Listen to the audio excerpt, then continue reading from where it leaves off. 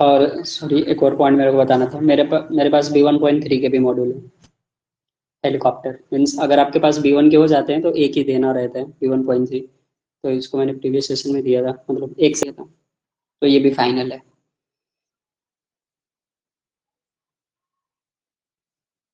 But इतने सारे model निकालने का क्या फायदा वेट करना है फिर भी 3 साल, है ना। डजेंट मैटर कितने सारे पेपर्स आपके पास, वो तो अपने टाइम पे ही बनाएंगे इंजीनियर।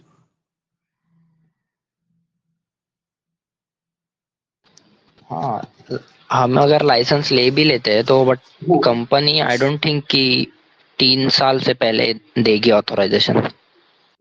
ऑथराइजेशन देखिए, ऑथराइजेशन के क्या कॉन्सेप्ट है ना, हर एक कंपनी का अपना अपना कॉन्सेप्ट है। आपको 2 इयर्स पे फुल स्कोप 147 का है तो आपको 2 इयर्स पे फुल स्कोप मिल जाएगा, इसमें कोई इशू नहीं है। अगर आप सीरीज ई पार्ट 8 से हैं तो आपको 3 इयर्स पे फुल स्कोप मिलेगा, सॉरी फुल स्कोप नहीं, आपको कैट ही मिलता है 3 इयर्स पे, तो वो 3 इयर्स पे दे रहे हैं, उनको उसमें कोई प्रॉब्लम नहीं है। नहीं नहीं, बट अभी लाइसेंस जब तो डीजीसीए देगा, बट ऑथराइजेशन और कोर्स वगैरह वो तो कंपनी प्रोवाइड करेगी ना। ऑथराइजेशन, देखिए ऑथराइजेशन का क्या कॉन्सेप्ट है अभी, मतलब बेसिकली ऑथराइजेशन का ये कॉन्सेप्ट है कि हमारा पास क्या है, 3 इयर्स का लाइसेंस है, 3 इयर्स का लाइसेंस तो आपको मिल जाएगा, ठीक है, आप लाइसेंस इशू करा सकते। ऑथराइजेशन का क्या है, अपना अपना हर एक कंपनी का अपना रोल है। तो वो कंपनी क्या डिमांड करती है कि आप मेरे कंपनी में 1 ईयर का एक्सपीरियंस रखने चाहिए, बस इससे ज़्यादा कुछ नहीं है। जैसे आई हैव, अगर मैं बोल रहा हूँ I have 3 year experience, I have cat A license, but मैं उस कंपनी में नया हूँ, रिसेंट ज्वाइन किया हूँ, तो वो कंपनी अपने ऑर्गेनाइजेशन में 1 ईयर के एक्सपीरियंस की डिमांड करेगी कि अगर आपका एक्सपीरियंस 1 ईयर हो जाता है मेरी कंपनी में तो मैं आपको ऑथराइजेशन दूंगी, बस। और अगर मैं सेम ओके। कंपनी में हूँ 3 years, if we are I am working in the same company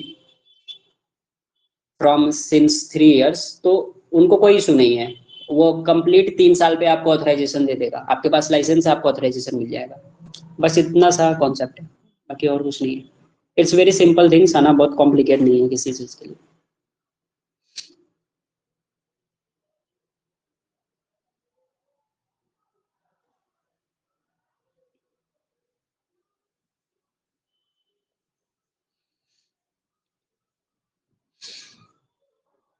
तो मेंटेनेंस प्रैक्टिस हम लोग दोनों कैटेगरी के लिए डिस्कस करेंगे, कौन से सब मॉड्यूल्स होंगे, पर्टिकुलर बुक्स कौन से होंगे, क्या क्या प्रेफर करना है आपको मोस्टली, ठीक है। तो दोनों कैटेगरी के बारे में बात करेंगे, साथ साथ चलेंगे, ठीक है। तो जैसे कि हम लोग B1 में देख रहे हैं, तो B1 में जो क्वेश्चंस आ रहे हैं उसमें 80 क्वेश्चंस हैं, तो पासिंग हो गया 60 मार्क्स। B2 में जो क्वेश्चंस आते हैं वो 60 आते हैं, पासिंग होता है आपका 45 मार्क्स। आप दोनों में मार्जिन कितना है, 20 एंड 15 का मार्जिन है, ठीक है। नंबर ऑफ क्वेश्चन के अकॉर्डिंग मार्जिन भी आपका 75%, वही 25% का मार्जिन आपको मिल रहा है, ठीक है। 7.1 is the safety precaution of aircraft and workshop. ये जो पर्टिकुलर टॉपिक है इसको हम वनली कवर करेंगे यासा से, यासा के अलावा कोई भी बुक नहीं कवर करना है that particular topics. You can go through the soft theory also, है ना। आप सॉफ्ट थ्योरी में भी बेसिक वाला जो चैप्टर है देख सकते हो, बट रिकमेंड नहीं है मेरा। आप चाहो तो उसको देखो या ना देखो, कोई इशू नहीं होगा, ठीक है। जितने भी क्वेश्चन होंगे सेफ्टी प्रिकॉशन से सब आपके यहाँ से क्वेश्चन पूछे जाते हैं, लेकिन आप दोनों में ही सेम है, B1 कैटेगरी के लिए एंड B2 कैटेगरी के लिए दोनों ही डबल सेम रहेगा। वर्कशॉप प्रैक्टिसेस जस्ट यासा, इसके लिए भी कोई अदर बुक नहीं है, जस्ट यासा ही फॉलो करना है, ठीक है। टूल्स पे जब आते हैं ना तो थोड़ा सा चेंजेस है, ठीक। तो टूल्स में हमें क्या करना है, आपको यासा कवर करना ही करना है, प्लस आपको सॉफ्ट थ्योरी भी देखनी है। बट सॉफ्ट थ्योरी किसके लिए ज्यादा इंपॉर्टेंट है ये भी समझना ज्यादा जरूरी है, क्योंकि कभी कभी B1 के स्टूडेंट सॉफ्ट थ्योरी पे ज्यादा फोकस कर लेते हैं और यासा के टूल पे फोकस नहीं करते। उनको लगता है कि हमारा जो सॉफ्ट थ्योरी बुक है उसमें ज्यादा ही क्वेश्चंस है बन जाएंगे और वो हमारे लिए टफ हो जाएगा अगर हम कवर नहीं करेंगे तो, but that is not for you. Simple सा लॉजिक है, आप सॉफ्ट थ्योरी करके आप B1 के टूल्स के क्वेश्चन नहीं बना पाओगे, ये आपके लिए इम्पोर्टेंट नहीं है। तो आपके लिए इम्पोर्टेंट क्या है, जो भी पॉइंट बताऊंगा एग्जैक्ट पॉइंट बताऊंगा, तो आप केयरफुल, ध्यान से सुनना। आपके लिए इंपॉर्टेंट क्या है टूल्स में, just go through the EASA. After that if you have time then you should go for the SOAP theory, otherwise you should not study SOAP theory। आपको पढ़ने की कोई जरूरत नहीं है। 3-4 क्वेश्चंस आते हैं SOAP theory से, वो बहुत रैंडम होते हैं कि 3-4 सालों में, पिछले सालों में आए हैं क्वेश्चंस और वो SOAP theory से आए हैं। और कभी भी SOAP theory से क्वेश्चन आपको पूछ रहे हैं B1 में तो टॉप 3 से क्वेश्चन रहता है सर, 1-2 क्वेश्चंस रहते हैं, बाकी सारे क्वेश्चंस आपके यासा से रहते हैं। ठीक है, ओके सर। तो जो क्वेश्चंस है, जैसे कि आप हेक्सा के क्वेश्चंस पूछ रहे होगे या फिर इस तरह के क्वेश्चंस पूछ रहे हैं, तो सेम जो टॉपिक हेक्सा के बारे में लिखा है 32 TPI, 16 TPI and 14 TPI also written in EASA, तो सेम थिंग्स है। तो you can not say that question is coming from the shop theory. Simple है ना, क्योंकि सेम लाइन सॉप थ्योरी में भी है और सेम लाइन यासा में है, तो आप कह नहीं सकते हो कि सर सॉप थ्योरी से तो क्वेश्चन आ रहे। ठीक है, जो B1 में मैंने अभी तक एनालिसिस जितना करा है, सॉप थ्योरी से क्वेश्चंस नहीं बन रहे। आपको गो थ्रू होना है यासा में, यासा पे फोकस करना है, यासा के क्वेश्चंस अच्छे से करके जाना है, यासा के जो टूल्स वाले चैप्टर्स है उसे अच्छे से कवर करके जाना है। लेद मशीन, लेद मशीन से केवल एक क्वेश्चन आता है, तो सॉप थ्योरी का जो फर्स्ट वाला पैराग्राफ है बस उसको ही देख लेना है, लेद मशीन का फर्स्ट क्वेश्चन, उससे आपको हो जाएगा B1 के लिए एंड B2 के लिए भी। ठीक है, और 1-2 क्वेश्चंस बहुत रैंडम पूछे जाते हैं सॉप थ्योरी से, तो बहुत रेयर होता है कि सॉप थ्योरी से आपसे कुछ क्वेश्चंस पूछा। बाकी वो सारे क्वेश्चंस क्या होते हैं टूल्स के, सब यासा से आपसे पूछे जाते हैं, बट लोगों को समझ नहीं आता है क्योंकि same things written in also in EASA ना, और वही चीज सॉप थ्योरी में भी लिखा है, तो हमें लग रहा होता है कि सॉप थ्योरी से पूछ रहा होता है, बट ऐसा नहीं है। बट ये जो डिफरेंशिएशन है ना B2 में समझ में आता है, क्योंकि B2 में जो क्वेश्चंस होती है वो यासा से फोकस नहीं होते हैं, टूल के क्वेश्चंस वो सॉप थ्योरी से ज्यादा बेस्ड होते हैं। तो B2 में वो डिफरेंशिएशन समझ में आता है, B1 में नहीं समझ में आता है, क्योंकि वो वही क्वेश्चन पूछ रहे होते हैं जो ऑल्सो यासा में गिवन है, तो आप डिफरेंशिएट नहीं कर पाओगे। तो इसलिए जस्ट गो फॉर द यासा। ठीक है, सॉप थ्योरी पे टाइम वेस्ट नहीं करना है, एंड आपको पढ़ना है सॉप थ्योरी, हाईलाइटेड वंस देखना है सॉप थ्योरी, जो मैं पढ़ाऊंगा क्लास में B1 के लिए या B2 के लिए, सेम चीज पढ़ाने वाला हूँ, तो आपको just go for the highlighted ones. ठीक है, उतना ही देखना है, बट प्रेफर जब भी आप रिवीजन करोगे एग्जाम के लिए तो just go for the EASA, after that go for the shop theory. अगर आपको पूरा यासा रिवीजन हो गया है इंक्लूडेड टूल्स के भी चैप्टर्स, तभी आप सॉप थ्योरी पढ़ोगे, अगर नहीं हुआ है तो डजंट नीड। ठीक है, बट B2 के लिए रिक्वायर्ड ज्यादा है, B2 को सॉप थ्योरी पढ़ना ही पढ़ना है। ठीक है, भले ही वो यासा के टूल पढ़े या ना पढ़े, उनको सॉप थ्योरी कवर करना पड़ेगा, उनमें ज्यादा क्वेश्चन आते हैं। अब B2 में B1 में कितने क्वेश्चन आते हैं, 1 2 3, इससे ज्यादा नहीं आएंगे। B2 में कितने क्वेश्चन आएंगे, 10 प्लस भी आते हैं, तो सॉप थ्योरी इसलिए B2 के लिए ज्यादा इंपॉर्टेंट, तो इसको बहुत क्लियर रखना। 7.4 is the avionics general test equipments only from the YASA, engineering drawing from YASA and cap में भी ड्राइंग दिया हुआ है, तो उसमें कुछ कुछ बेसिक्स हैं और कुछ आपके डेफिनेशंस हैं, उनको कंक्लूड करना है, तो वो भी मैं आपको बताऊंगा। ठीक है, and 7.6 is the fits and clearance, तो सेम टॉपिक्स है, जो B1 के लिए पढ़ना है वही B2 के लिए पढ़ना है। कुछ कुछ टॉपिक्स ऐसे हैं जो B2 में नहीं पूछते। ठीक है, जैसे कि ये वाला line, schedule of feeds and clearances of aircraft and engines, ये सब नहीं आएंगे।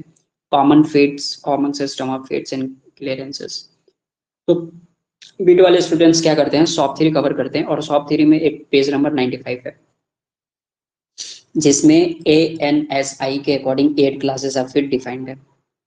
Just go and read that points, जितने हैं सबको पढ़ लेना है।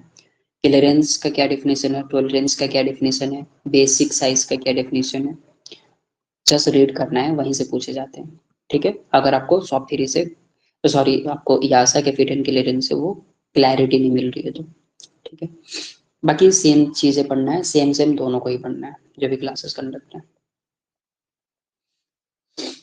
उसके बाद AWIS सेम है दोनों के लिए, B2 के लिए भी उतना ही इम्पोर्टेंट है जितना B1 के लिए, ज्यादा क्वेश्चंस बनते नहीं है, 2 to का रेंज है, 2 या 3 का बहुत मोर देन होता है, कभी कभी तो 3 क्वेश्चंस भी पूछ लेते हैं, ठीक है, बट 2 का ही रेंज मिनिमम हम लेके चल रहे हैं।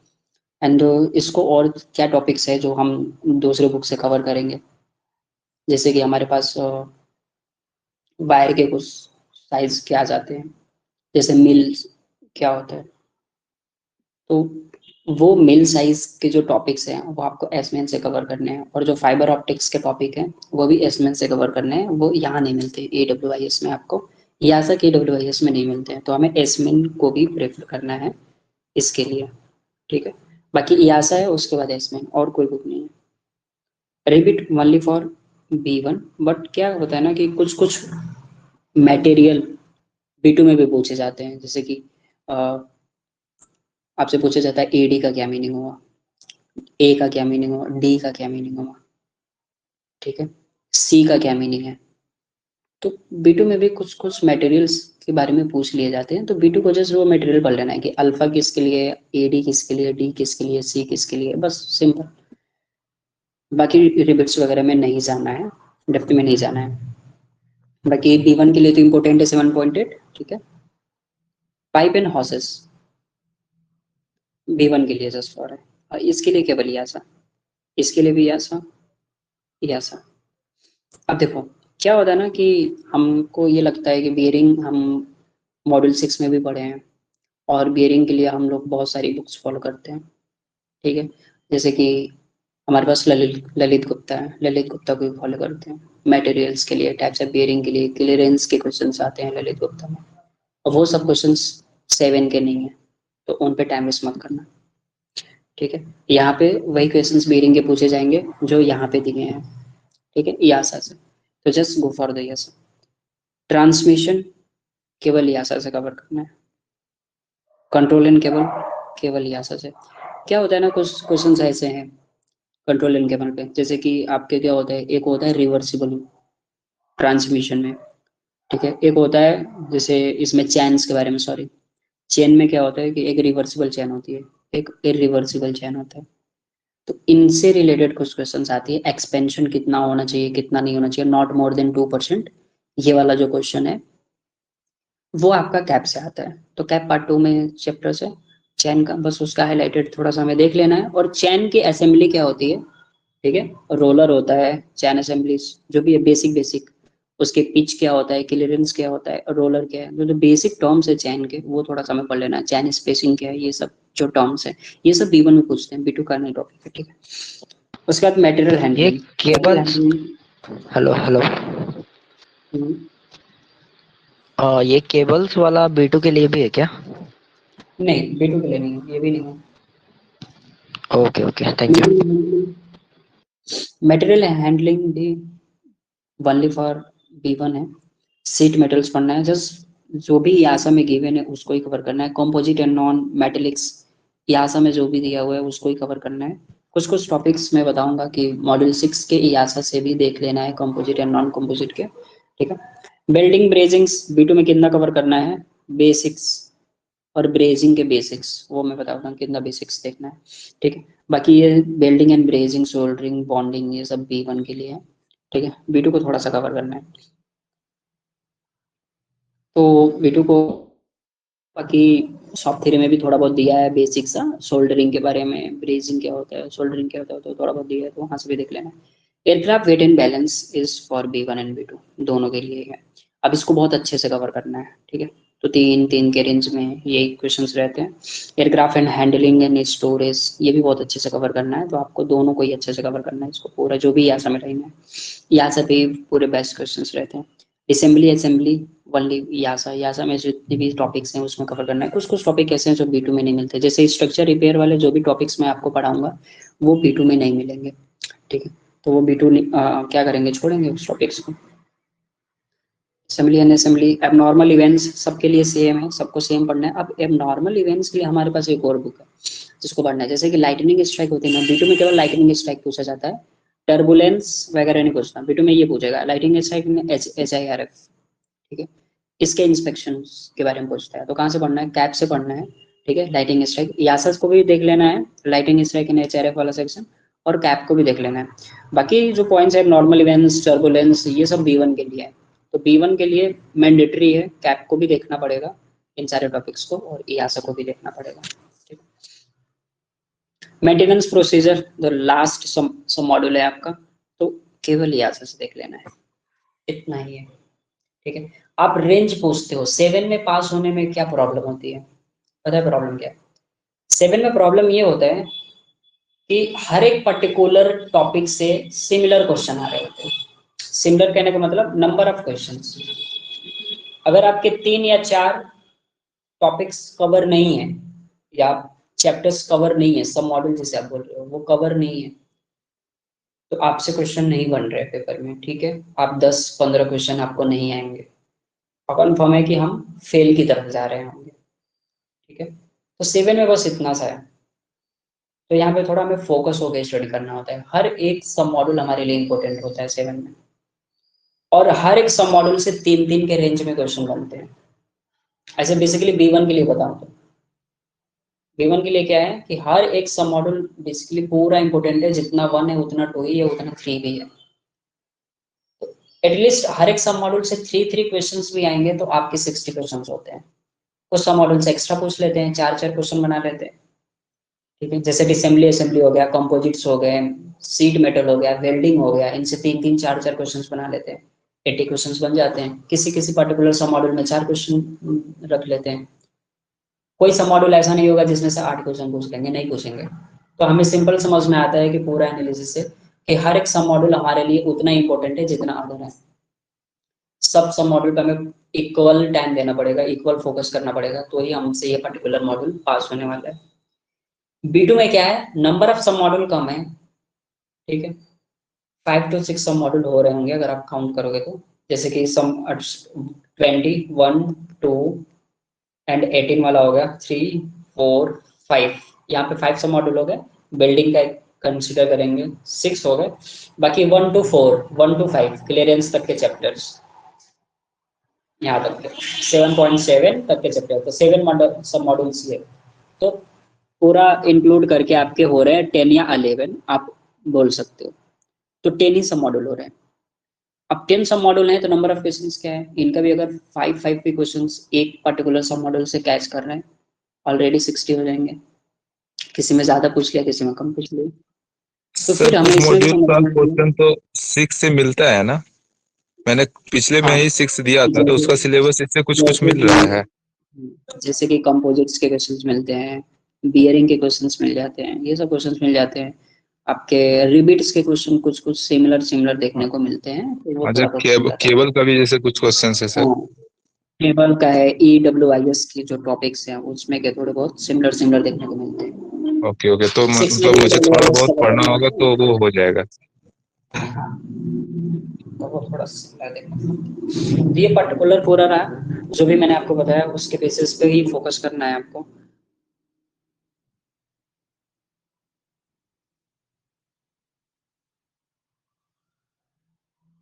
कि मेरी स्ट्रेटजी PDF है जिसमें मैंने बहुत अच्छे से हर एक पर्टिकुलर मॉड्यूल के लिए डिफाइन किया है कि कौन से कोर बुक है, बाकी कौन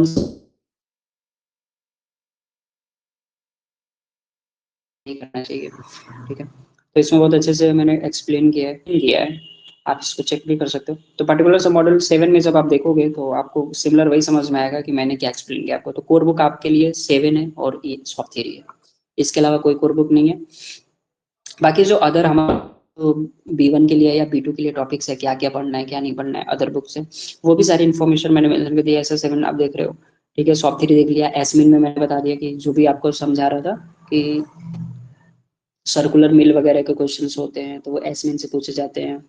फाइबर ऑप्टिक्स के जो टॉपिक्स होते हैं एसमिन से पूछ लेते हो, तो वो यहाँ पे आ गया।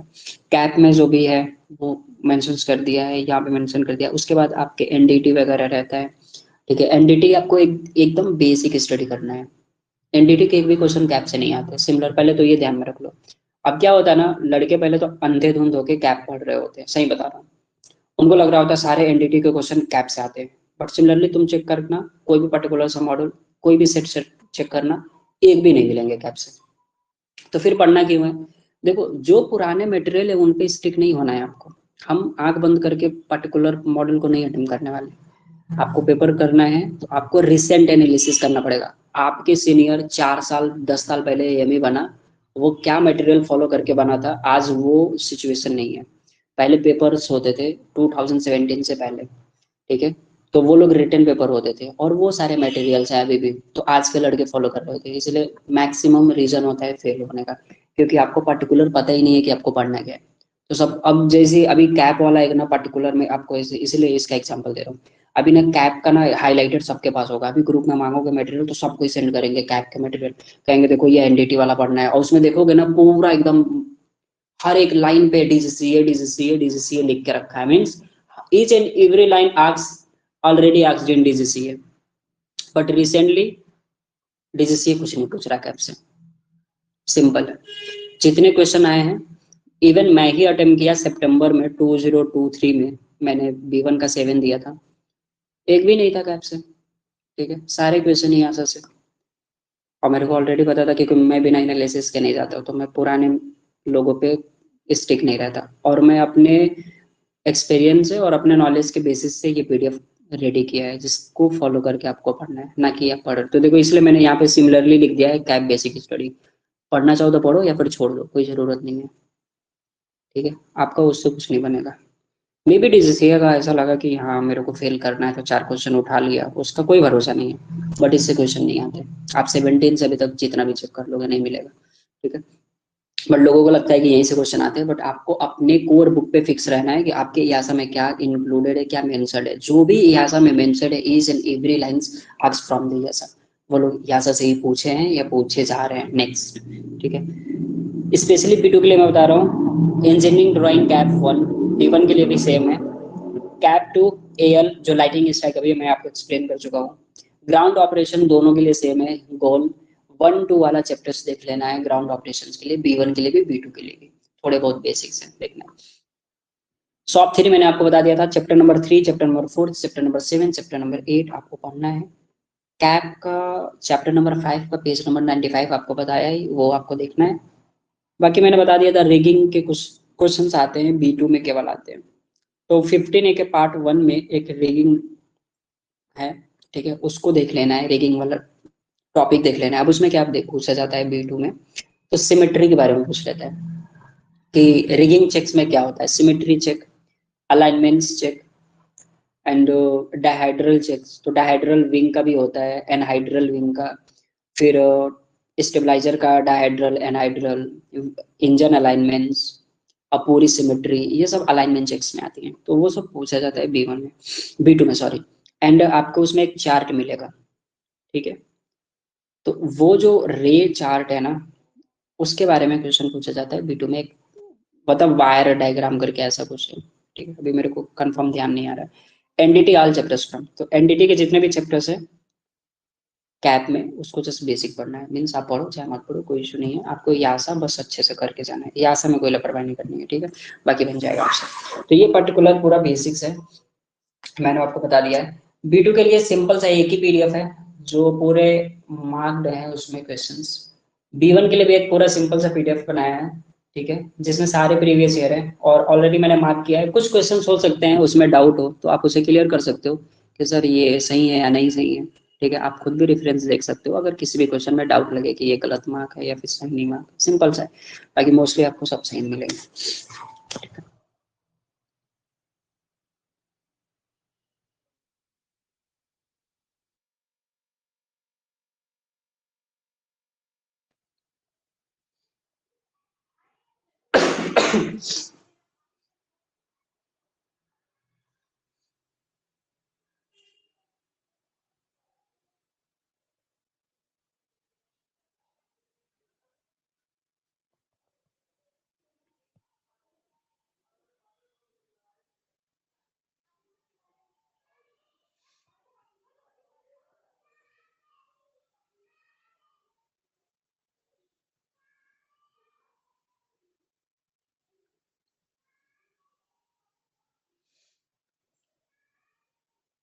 सो अभी थोड़ा मैं क्लास के बारे में बता देता हूँ क्या रहेगा क्या नहीं रहेगा, और बाकी थ्योरेटिकल क्लास के साथ साथ जो क्लासेस होंगे आपके, जितने भी क्लासेस होने वाले हैं 7 के, अभी मैं मेरे जो ड्यूटी आवर्स है उसके अकॉर्डिंग मैं बता रहा हूँ, मेरी जो ड्यूटी आवर्स है वो आफ्टरनून अभी चल रही है, ठीक है। तो मैं फ्री हूँ मॉर्निंग में, जो क्लासेस होंगी या जो भी मैं कंडक्ट करूँगा वो मॉर्निंग में कंडक्ट करूँगा, simple according to my availability, मैं कब अवेलेबल हूँ। जो नहीं रहता है प्रेजेंट वो रिकॉर्डिंग देखेगा, सिंपल सा है। एंड दूसरी पॉइंट जो सबसे मेन इंपॉर्टेंट है, जो आपके क्लासेस होने वाले हैं वो रेगुलर बेसिस पे क्लासेस नहीं होंगे, ठीक है। क्लासेस कैसे होने वाले हैं, जो भी हमारे प्रीवियस सेशन की क्लासेस हैं पहले तो वो मिलेगा आपको, जो प्रीवियस सेशन में क्लास कंडक्ट हुए हैं उसकी पूरी रिकॉर्डिंग मैं आपको दूंगा, ठीक है। और उस रिकॉर्डिंग को आपको देखना है, देखने के बाद मैं डिस्कशन क्लास लूंगा। कुछ रिकॉर्डिंग्स ऐसे होंगे या फिर कुछ चैप्टर्स ऐसे होंगे जो बहुत अच्छा एक्सप्लेन नहीं है, या फिर उसमें ऑडियो है वीडियो नहीं आया है, कभी कभी ऐसा हो जाता है, ठीक है। कुछ रिकॉर्डिंग में ऐसा होता है, या फिर पहले जब सब्सक्रिप्शन इश्यूज थे तो ऐसा होता था, अभी नहीं है ऐसा, ठीक है। तो कुछ रिकॉर्डिंग में ऐसा होगा कि ऑडियो है वीडियो नहीं है आपका, तो वो चैप्टर्स जिस पर्टिकुलर रिकॉर्डिंग में ऐसा हुआ है वो पूरा कंडक्ट होगा, मैं कंडक्ट करूंगा।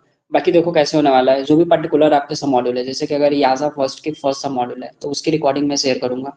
2 दिन का चांस रहेगा कि अगर आज मैं शेयर करूंगा तो आज आपको देखना है, कल देखना है, आज एंड कल में आपको उसे कंप्लीट करना है, मीन्स एक पर्टिकुलर चैप्टर कंप्लीट होने के बाद जस्ट मेरा डिस्कशन क्लास रहेगा। डिस्कशन क्लास मैं अपने टाइम की अवेलेबिलिटी पे लूंगा, अब वो मैं बताऊंगा कि कितने टाइम पे आपको लाइव होना है, ठीक है। मॉर्निंग में रेडी, अभी मेरा आफ्टरनून चल रहा है तो मॉर्निंग में ही डिस्कशन क्लास रहेगी। और जितने भी पर्टिकुलर टॉपिक्स रहेंगे, जैसे कि अगर फर्स्ट चैप्टर्स आपने कवर किया, सेकेंड चैप्टर्स कवर किया, उसमें क्या इंपॉर्टेंट है क्या नहीं इंपॉर्टेंट है, क्या क्या आपको पढ़ना चाहिए था क्या नहीं पढ़ना चाहिए था, वो सारी इन्फॉर्मेशन मैं आपको डिस्कशन क्लास में दूंगा। एंड बिफोर एग्जामिनेशन कि आपका एग्जाम आने वाला है, एग्जाम से पहले हम लोग का ये रहेगा कि जो भी प्रीवियस ईयर है, ठीक है, उसको मैं कंडक्ट कराऊंगा। ताकि मैं बहुत देख रहा हूँ कि बच्चे क्या कर रहे हैं कि प्रीवियस ईयर बोल दो कि हाँ उनको राइटफुल मटेरियल भी दे दो, सब कुछ दे दो, फिर भी नहीं कर रहे होते हैं, बिल्कुल डिस्कशन नहीं करते हो, और लास्ट के एग्जाम के 4 दिन 3 दिन पहले फिर बैठ के पढ़ रहे होते हैं, तो फिर लॉस जाता है लड़कों को। तो वो मैं बीच बीच में प्रीवियस ईयर कंडक्ट कराता रहूंगा, ताकि आपका वो साथ साथ में कवर हो जाएगा लास्ट तक जाते हुए। तो पर्टिकुलर उसके अकॉर्डिंग ही हम लोग करने वाले हैं। तो डिस्कशन क्लासेस का टाइमिंग मैं आपको बताऊंगा कि कब रहेगा कब नहीं रहेगा, इवन मॉर्निंग में ही रहेगा, ठीक है। बाकी जो लोग नहीं प्रेजेंट हो पाएंगे वो रिकॉर्डिंग देखेंगे। एंड जो रेगुलर क्लास के बारे में बताया कि हर एक क्लास की रेगुलर क्लास नहीं होगी, ठीक है। रिकॉर्डिंग्स आपको कवर करना है, रिकॉर्डिंग के आफ्टर मैं डिस्कशन क्लास करूंगा हर एक पर्टिकुलर सब मॉड्यूल के लिए, और उसको कंडक्ट करना है, उसको कवर करना है, जो मैं फॉलो, जो भी मैं बोलूंगा इंस्ट्रक्शंस उसको फॉलो करना है, उसके बाद आगे बढ़ना है। अब देखो क्या प्रॉब्लम हो रहा है ना, पहले जो क्लासेस थी वो सारी लाइव क्लासेस होती थी, क्योंकि रोटेशन का शिफ्ट था तो सबके लिए अच्छा था, हमारे लिए भी कोई इशू नहीं था। अब क्या हो रहा है कि शिफ्ट ही ऐसा बना के रख दिया, आफ्टरनून में फिक्स करके रख दिया, नहीं अभी तुम्हें आफ्टरनून ही करना है। तो अभी 4-5 महीने से क्या कर दिया है, 2 सेशन से, जब से मैं अभी 2 सेशन मेरे प्रीवियस हुए, 2 सेशन से मेरे को क्या कर रहा है, आफ्टरनून में ही लगा रहा है। तो मॉर्निंग में कर ही नहीं रहे। अब इसके वजह से जो है आफ्टरनून में मोस्टली लोग आफ्टरनून बोलते हैं, और मॉर्निंग में क्या बोलते हैं, आते ही नहीं है। तो लाइव लेक्चर्स लेने का प्रॉफिट नहीं रहता फिर, कि कोई आते ही नहीं है, बहुत रेयरली कोई ज्वाइन होता है। तो इसलिए हम लोगों ने क्या करा कि नहीं, अभी क्या करना है कि रिकॉर्डिंग क्लास ही देंगे, रिकॉर्डिंग क्लास कवर कराएंगे एंड देन डिस्कशन क्लास करेंगे, और मैं अपने अकॉर्डिंग से ही अवेलेबिलिटी से ही क्लासेस कवर करूंगा, ठीक है। इसलिए लाइव लेक्चर्स मैंने बंद किया। हाँ, अगर मेरा रोस्टर चेंजेस आता है, कोई भी रोस्टर में मेरी चेंजेस आती है, तो I will go for the live classes, फिर मैं आपको लाइव क्लासेस में बुलाऊंगा हर एक सब मॉडल के लिए। बट इसलिए मैं श्योरिटी नहीं दे रहा हूँ, क्योंकि मैं हर एक अभी जो प्रीवियस सेशन में भी जितने क्लासेस हुए हैं सब रिकॉर्डिंग क्लासेस कवर कराया है, रिकॉर्ड क्लास कराया, डिस्कशन क्लास कराया, देन एमसीक्यू कराया, जो भी पेपर्स बेस्ट है वो कराया। इसलिए मैं आपको ये आपको बहुत क्लियर बता देना चाहता हूँ कि हमारे क्लासेस कैसे कंडक्ट होने वाले हैं। आपको रिकॉर्डिंग देखना है, रिकॉर्डिंग मैं आपको दूंगा प्रीवियस सेशन, हर हर एक रिकॉर्डिंग के लिए हर एक 2 दिन रहेगा, 2 दिन में आपको रिकॉर्डिंग कवर करना है। एंड देन रिकॉर्डिंग कवर करके आओगे, डिस्कस क्लास कंडक्ट करने के, जो भी आपके डाउट रहेंगे वो सारा क्लियर करूंगा, जो भी इंपॉर्टेंट पॉइंट्स रहेंगे पर्टिकुलर सब मॉड्यूल के लिए वो मैं कवर करूंगा आपके लिए, वो आप, दैट्स माय रिस्पॉन्सिबिलिटी, ठीक है। और जो भी प्रीवियस ईयर के क्वेश्चंस है वो बिटवीन बिटवीन हम डिस्कशन क्लास में ही कवर करा करके एंड तक, जब तक आपका ओवर होगा, सेशन आएगा, तब तक मैं आपको कवर करा दूंगा। तो दैट इज द पॉइंट, ठीक है। बाकी कौन सा टॉपिक्स आप पढ़ना चाहोगे उस पर हम लोग आ जाते हैं, ठीक है, वो बताओ।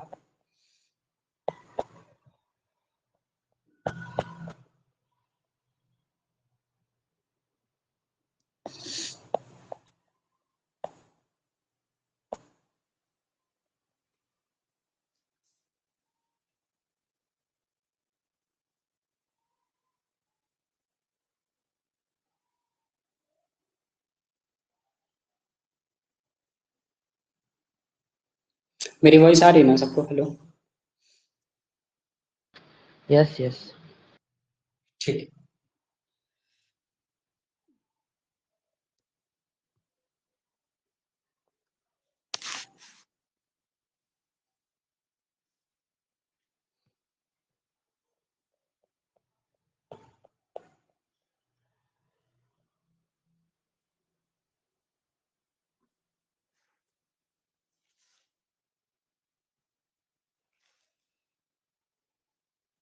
तो first model is the safety precaution in aircraft and workshop. आप अपने अकॉर्डिंग बता सकते हो मैं कौन सा मॉडल पढ़ाऊँ, या फिर आपको अगर बेसिक से स्टार्ट करना है तो मैं बेसिक से स्टार्ट करूंगा। यहाँ से स्टार्ट करो। ठीक है। तो first model is the safety precautions and aircraft in workshop. हमारे पास जो लेवल है पर्टिकुलर मॉडल 3, लेवल 3 है, B1 एंड B2 के लिए सेम पढ़ना है, कोई डिफरेंसेस नहीं है। Safety precautions and aircraft and workshop, इनमें कुछ बेसिक्स टॉपिक्स है जो मैंने हाईलाइट किया है, और ये हाईलाइटेड बुक मिल जाएगा आपको ड्राइव में, जो भी क्लास की ड्राइव है उसमें आपको देखने को मिलेगा। तो जो लाइन या फ्रेज में हाईलाइट किया होगा ना, बस उसी को फॉलो करना रहेगा। मैं सब कुछ आपको बताऊंगा, ठीक है? तो उसमें आपको कोई बर्डन लेने की जरूरत नहीं है कि मुझे 1000 पेजेस पढ़ने हैं, ऐसा कुछ नहीं करना, ठीक है? बट जो इम्पोर्टेंट रहेगा वो हम लोग उसको ही दैट पर्टिकुलर पॉइंट को ही फॉलो करने वाले हैं। तो first line is the keeping hangar shop and the flight line orderly and clean is essential to safety and efficient maintenance. तो फर्स्ट लाइन ये हमसे ये बोलना चाहते हैं, क्योंकि सेफ्टी से समझ में आता है कि जो फर्स्ट चैप्टर है वो सेफ्टी को हम इंडिकेट करता है। तो एविएशन में सेफ्टी इज वेरी इंपॉर्टेंट, है ना? और सेफ्टी के लिए तो पूरा ह्यूमन फैक्टर आप पढ़ रहे हो, ठीक है? ताकि हम कम से कम गलतियां करें, और कम से कम अगर मिस्टेक करेंगे तो हमारा एयरक्राफ्ट भी सेफ रहेगा, पैसेंजर भी सेफ रहेंगे, ठीक है? तो सिंपल, अगर हम वर्क कोई भी टास्क कर रहे हैं तो टास्क से रिलेटेड प्रिकॉशंस होती हैं, तो उन प्रिकॉशंस को फॉलो करना है। एंड जहाँ पे भी हम टास्क कर रहे हैं, जो भी पर्टिकुलर एरिया पे टास्क कर रहे हैं, हैंगर हो गए, ठीक है, या फिर हम लाइन पे हैं, तो हम बे पे हैं, पर्टिकुलर ओपन इन्वायरमेंट में वर्क कर रहे हैं, तो वो एरिया हमारा किस तरह से होना चाहिए, हमारे कंफर्ट के अकॉर्डिंग होना चाहिए ना। अगर हमारे कंफर्ट के अकॉर्डिंग नहीं है तो हम टास्क कैसे कर सकते हैं? सो इन्होंने लिखा keeping hangar shop and flight line orderly and clean is essential to safety and efficient maintenance. Means हम इस एरिया को क्या करेंगे, क्लीन रखेंगे। क्यों क्लीन रखेंगे? सेफ्टी बनी रहे, एंड जो भी हम मेंटेनेंस करेंगे वो एफिशिएंट होगा, अच्छा होगा, उसमें कोई कमी नहीं होगी। तो दैट्स पॉइंट, ये बहुत बेसिक लिखा है। नेक्स्ट लाइन हम लोग देखेंगे, signs should be posted to indicate dangerous equipments और हजार्डस कंडीशंस। अब जहाँ पे भी हम वर्क कर रहे होते हैं ना, वहाँ पे बहुत सारे इक्विपमेंट्स हैं। अगर लाइन पे आप देख रहे हो तो लाइन पे बहुत सारे इंस्ट्रूमेंट्स हैं, ठीक है? तो इक्विपमेंट है, इंस्ट्रूमेंट्स है ना? कुछ हजार्डस भी है, कुछ हजार्डस नहीं है। तो जो हजार्डस है या जो पॉइजनस है, उनसे हमें कीप डिस्टेंस वाला रखना है ना, दूर रहना है, या फिर उसको टच नहीं करना है, या फिर उसके लिए कोई भी पर्टिकुलर प्रिकॉशंस है तो उसको फॉलो करना है, ठीक है? तो उसके लिए हमने क्या मेंशन किया है कि जो भी डेंजरस पॉइंट है या जो डेंजरस इक्विपमेंट है या दैट पर्टिकुलर एरिया की, ये एरिया क्या है, डेंजरस है, तो वहां पे हमने क्या किया, साइन बोर्ड लगा दिया, ठीक है? और वहां पे लिख दिया डेंजर, या कॉशन वाला सिंबल लगा दिया, या डेंजर वाला सिंबल लगा दिया, अकॉर्डिंग टू द कॉम्प्लेक्सिटी, या फिर उसका कितना वो प्रॉब्लम कर सकता है, प्रॉब्लमेटिक उसका कितना हो सकता है ना? तो उस रिजल्ट के बेसिस पे वो कॉशन या डेंजर वाला साइन लगा देंगे। तो उसके लिए इन्होंने यहाँ पे लिखा, there should be also be sign that provide that location of first aid and first equipments. And ये भी डिफाइन करके रखा है कि अगर ऐसा कुछ होता है उस पर्टिकुलर पॉइंट से, तो हमारा फर्स्ट एड मतलब पहला एक्शन क्या रहेगा, एंड फायर इक्विपमेंट भी होना जरूरी है, ठीक है? तो फर्स्ट एड भी रहेगा, फायर इक्विपमेंट रहेगा। तो अभी एयरक्राफ्ट, बेसिकली हम एयरक्राफ्ट में आ जाते हैं। तो एयरक्राफ्ट में इमरजेंसी का सिचुएशन क्या हो सकता है कि हमारा एयरक्राफ्ट इंजन फेल हो जाए, तो लैंडिंग कर जाएगा, सिंपल सा है, ठीक है? ये एक बहुत सिंपल सा है कि ग्राउंड पे लैंड हो सकता है अभी एयरक्राफ्ट, और ऑन द वाटर भी हो सकता है लैंड, है ना? बट अगर जनरली नहीं मिलता है हमारे पास कुछ भी, ठीक है, तो जनरली हमारे पास क्या होता है, एक ही ऑप्शन होता है कि वाटर पे लैंड करना, बहुत ईजी होता है। तो वाटर पे लैंड किया, सारे पैसेंजर्स को बाहर कर दिया, या फायर वाला इशू हुआ तो हमारे एयरक्राफ्ट में क्या किया, हैंड हेल्ड फायर एक्सटिंग्विशर्स लगा के रखे हैं, उसको यूज कर सकते हैं। कैबिन में कभी आपके ऑटोमेटिक फायर एक्सटिंग्विशिंग सिस्टम नहीं होता, hand held fire extinguisher system होता है जो कि portable water based fire extinguisher होता है, और हेलन 1201 होता है। कैबिन में बस यही होगा, कैबिन में और कॉकपिट में भी।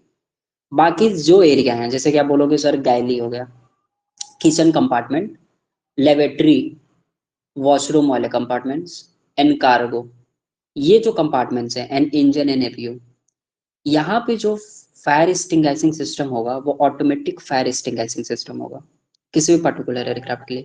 यहाँ पे मैनुअल वाला सिस्टम नहीं रहेगा, ऑटोमेटिक रहेगा। मीन्स आप मैनुअली भी कर सकते हो, आपको लग रहा है कि इंजन में फायर है तो क्या कॉकपिट में जो भी कैप्टन बैठा है वो क्या मैनुअली डिस्चार्ज कर सकता है?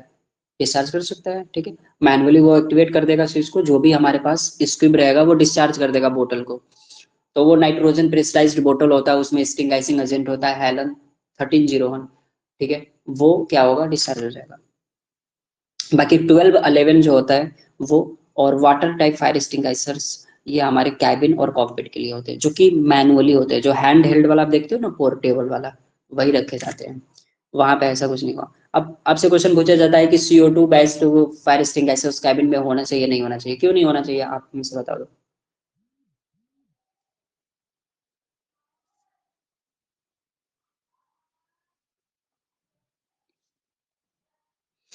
CO2 बेस्ड फायर क्योंकि उसका वो एक्सटिंग्विशर्स, पाउडर क्या बोलते हैं उसको रहता है शायद। बताइए। देखिए बहुत सिंपल है, हमें पता होता है कि कैबिन एक क्लोज्ड इन्वायरमेंट है, वहां पे ऑक्सीजन कहीं से नहीं आएगा, सिंपल है, वो क्लोज रहता है। ऑक्सीजन कहाँ से आता है, पैक से आता है, जो भी हमारा एसीएम है या एयर कंडीशनिंग सिस्टम है उसी से आएगा।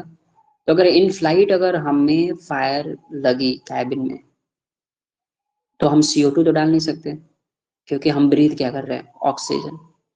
तो CO2 नहीं कर सकते, वो सबके लिए अनकंफर्टेबल हो जाएगा, सिंपल है। CO2 जो भी ब्रीथ करेगा उसके लिए अनकंफर्टेबल होगा, इसलिए CO2 वाला फायर एक्सटिंग्विशर्स रखना ही नहीं है। जबकि CO2 वाला फायर एक्सटिंग्विशर्स बहुत बेटर होता है, क्लास A फायर के लिए भी, B फायर के लिए भी, C फायर के लिए भी, but not comfortable to the passengers या लिविंग एनिमल्स जो भी रहेंगे उनके लिए इशू करेगा, तो वो रखना ही नहीं है, सिंपल है, ठीक है। इसलिए हमें वाटर बेस्ड फायर एक्सटिंग्विशर्स रखना है, एंड 1211 रखना है, वो ज्यादा प्रॉब्लमेटिक नहीं होगा, CO2 वाला ज्यादा प्रॉब्लम कर लेगा।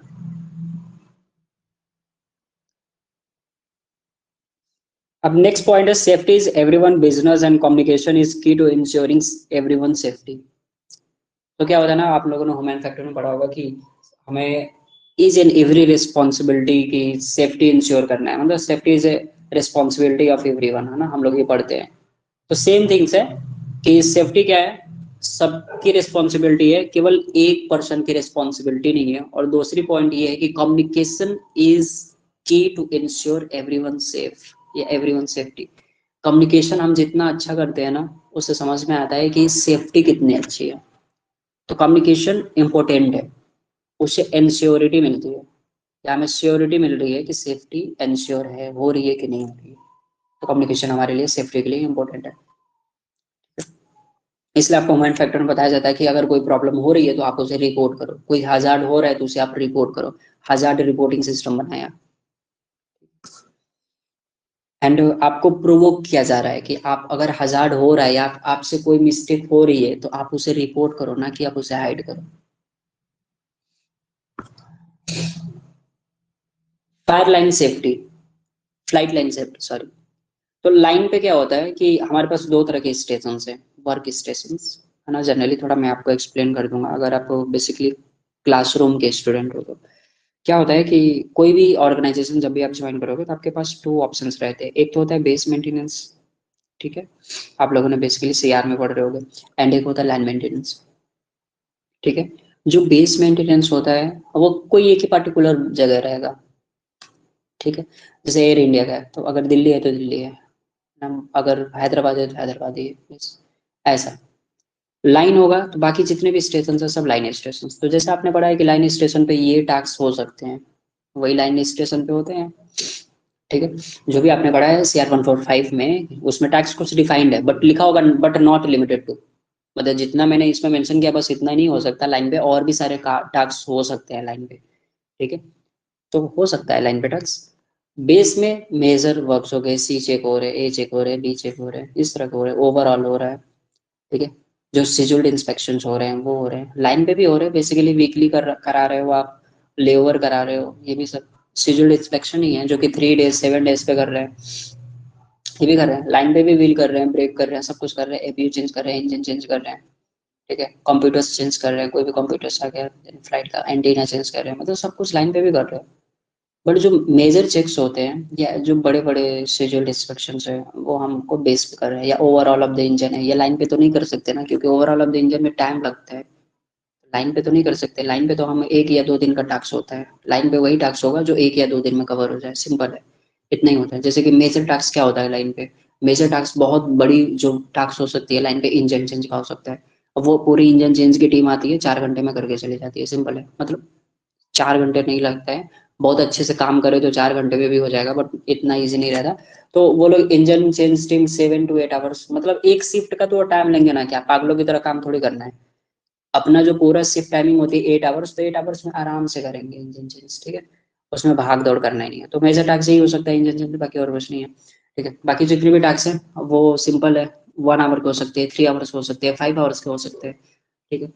मेजर टास्क इंजन चेंज हो सकता है तो वो लाइन पे हो सकता है। बाकी जो इससे भी बड़े मेजर टास्क है, या ए चेक हो गया, बी चेक हो गया, जो 12,000 आवर साइकिल पे हो रहे हैं, 20,000 आवर साइकिल पे हो रहे हैं, 50,000 आवर साइकिल पे हो रहे हैं, ठीक है, या फ्लाइट साइकिल जैसे हम बोलते हैं, तो वो सब बेस में लेके जाएंगे। अब क्या होता है ना, हर एक ऑर्गेनाइजेशन के 2 स्टेशन है, इसमें भी डिफाइन कर दिया लाइन पे। लाइन को भी 2 टाइप में डिफाइन किया, वो मैं आपको बता देता हूँ क्लियर, जब भी आप ऑर्गेनाइजेशन ज्वाइन करोगे तो क्या सोच समझ के देखना, ठीक है। बस आई एम जस्ट रिकमेंडिंग, ये मत कहना कि यार इसको ही फॉलो करना, है ना, कि लोगों को प्रॉब्लम होती है इसलिए। बट मैं किसी को प्रोवोक नहीं कर रहा हूँ किसी चीज के लिए, ना मैं किसी के लिए निगेटिविटी की बात कर रहा हूँ, किसी एयरलाइन के लिए ना कुछ भी, ठीक है। तो निगेटिव ना लेना, ना ज्यादा पॉजिटिव भी ना लेना। तो लाइन में 2 टाइप्स के लाइन होते हैं, ठीक है। बेस सबको नहीं मिलता है, पहली चीज तो ये, जब भी आप कोई भी एयरलाइन ज्वाइन करने जाओगे बेस नहीं मिलेगा, ठीक है। वो बेस में उनके पास ऑप्शन रहेंगे, तो आपको बोलेंगे कि क्या आप बेस ज्वाइन करना चाहते हैं, तो आप ज्वाइन कर सकते हो, और वहाँ पे गधे की तरह काम कर सकते हो 3 साल तक, तब जाके आप पीएमई बन जाओगे, ठीक है। बट लाइन में क्या है, लाइन में थोड़ा कम रहेगा, बस भाग दौड़ वाला ज्यादा रहता है, क्योंकि ट्रांजिट देखना होता है। तो लाइन पे भी 2 तरह के लाइन स्टेशन होते हैं, एक होता है ट्रांजिट वाला स्टेशन, और एक होता है हॉल्ट वाला स्टेशन, जैसे हम लोग बोलते हैं नाइट हॉल्ट, ठीक है। तो हम लोग का लखनऊ भी नाइट हॉल्ट है, अहमदाबाद भी नाइट हॉल्ट है, हैदराबाद भी नाइट हॉल्ट है, मेजर वर्क कर रहे हैं। हैदराबाद तो बहुत ही ज्यादा मेजर है, एटीआर की सारी मेंटेनेंस मोस्टली वहीं होता है, और एटीआर की पूरी ट्रेनिंग, मतलब टाइप ट्रेनिंग भी हैदराबाद में ही होता है। तो इस तरह के लार्ज स्टेशन है। तो ट्रांजिट एक ऐसा स्टेशन है जहाँ पे कुछ नहीं मिलेगा, बेसिकली एयरक्राफ्ट आया, फ्यूलिंग किया, भेज दिया, एयरक्राफ्ट आया, फ्यूलिंग किया, पैसेंजर बैठे, भेज दिए, बस इतना ही होता है, वो ट्रांजिट होता है। अब यहाँ पे क्या होता है, आपको काम होगा नहीं तो एंट्री मिलेगी नहीं, जब लॉग एंट्री बनेगी नहीं तो इंजीनियर कैसे बनोगे, सिंपल सा लॉजिक है, ज्यादा मेरे को समझाने की जरूरत नहीं है, ठीक है। हॉल्ट वाले स्टेशन ऐसे होते हैं, अब ये सब आपको पता करना होता है कि हम किसी भी एयरलाइन को ज्वाइन कर रहे हैं तो हम क्या देख रहे हैं, अपना एडवांटेज, अपना बुरा ही, अपना अच्छा ही, सब कुछ अपना देखना है ना। तो हम पता करते हैं अपने सीनियरों से, अपने जूनियरों से, जो भी वर्क में है। हॉल्ट स्टेशन ऐसे स्टेशन जहाँ पे वर्क होंगे, रात में एयरक्राफ्ट रुकेंगे, नाइट हॉल्ट होंगी, 4 हो सकती हैं, 10 हो सकती हैं, 12 हो सकती हैं। तो अहमदाबाद पे जाओगे तो ज्यादा दिखेंगे, लखनऊ पे केवल इंडिगो की हॉल्ट है, बाकी किसी की हॉल्ट नहीं है। तो लखनऊ पे अगर आपको एयर इंडिया दे रहा है या कोई भी दे रहा है तो कोई भी एडवांटेज नहीं है भाई, क्योंकि टैक्स होना ही नहीं है। टैक्स होना ही नहीं है तो क्या करोगे, आपको ना एंट्री मिलेगी, एंट्री मिलेगी नहीं तो दूसरे स्टेशन में भागना पड़ेगा आपको लॉग एंट्री के लिए, सिंपल सा लॉजिक है।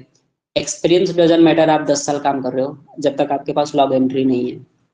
लॉगबुक एंट्री होगी, वर्क करोगे तो ही इंजीनियर बनोगे। इवन आपने 10 ईयर्स दे दिए हो फील्ड में और एक भी एंट्री नहीं है, तो आप आपका 10 ईयर किसी काम का नहीं है, सिंपल, ठीक है। तो आपको ये ध्यान में रखना होता है। तो मैंने बेसिक बेसिक से थोड़ा डिफाइन कर दिया कि किस तरह से स्टेशन होते हैं, हर एक एयरलाइंस के पास बेस होती है, लाइन होती है, लाइन में भी कई स्टेशन है, जैसे ट्रांजिट बता दिया जहाँ पे कुछ नहीं है ना, बस एयरक्राफ्ट को भेजना होता है। और हॉल्ट स्टेशन जहाँ पे मेंटेनेंस वर्क भी होते हैं नाइट में, तो नाइट शिफ्ट लगेगी तो आप आराम से एंट्री बनाओगे ना, बढ़िया है ना।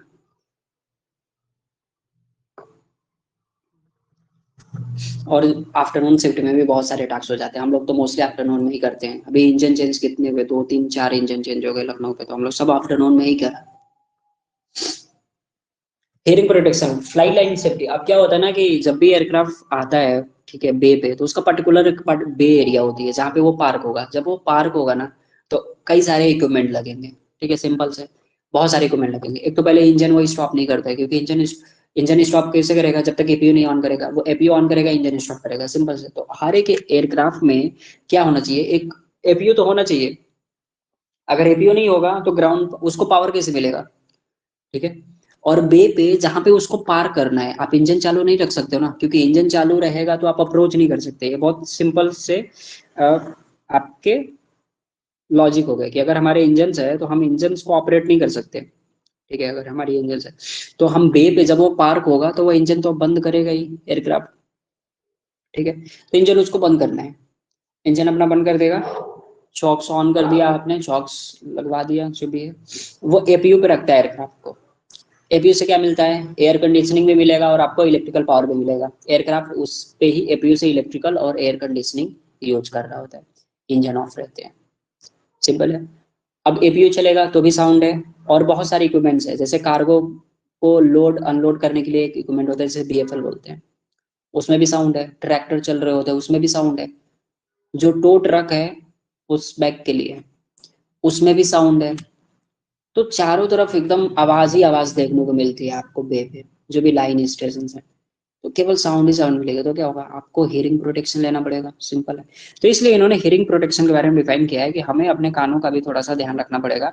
The noise on the flight line come from many places, aircraft are only one source of noise, है ना।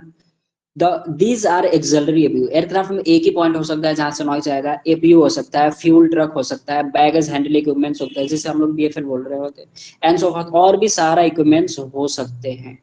ठीक है, जो नॉइज क्रिएट कर सकते हैं। तो रैंप एरिया पे हमें थोड़ा अपने कान का भी ध्यान रखना है। उसके बाद हियरिंग प्रोटेक्शन एक्सटर्नल भी हो सकता है, इंटरनल भी हो सकता है। एयर मफ भी लगा सकते हैं और हेडफोन टाइप को भी यूज कर सकते हैं। इंटरनल टाइप में क्या होता है? ऑडिटरी कैनल में फिक्स कर सकते हैं, तो उसमें ऐसा कुछ आता है। ठीक है, तो उसके लिए भी इन्होंने डिफाइन किया। बाकी जैसे कि और हम टास्क करते हैं जहाँ पे ड्रिलिंग वगैरह करना पड़े, तो वहां पे भी बहुत सारा साउंड होगा ना, ड्रिल करेंगे तो उस समय पे भी क्या करना हमने? सेफ, अपने कान की सेफ्टी रखना है। तो हम एयर मफ्स वगैरह या एयर प्लग्स जो भी आपके पास है आप यूज करो, because of the their higher frequency even short duration exposure of this sound can cause a hearing loss. तो हमने बहुत बेसिकली ह्यूमन फैक्टर में भी पढ़ा कि अगर हम किसी भी हाई फ्रीक्वेंसी वाले साउंड को कम समय के लिए भी सुन रहे हैं तो हियरिंग लॉस देखने को मिलता है। ठीक है, तो वो चीज इन्होंने यहाँ पे डिफाइन करके रखा है। तो बहुत बेसिक बेसिक टर्म्स है जो इन्होंने डिफाइन करा है यहाँ पे।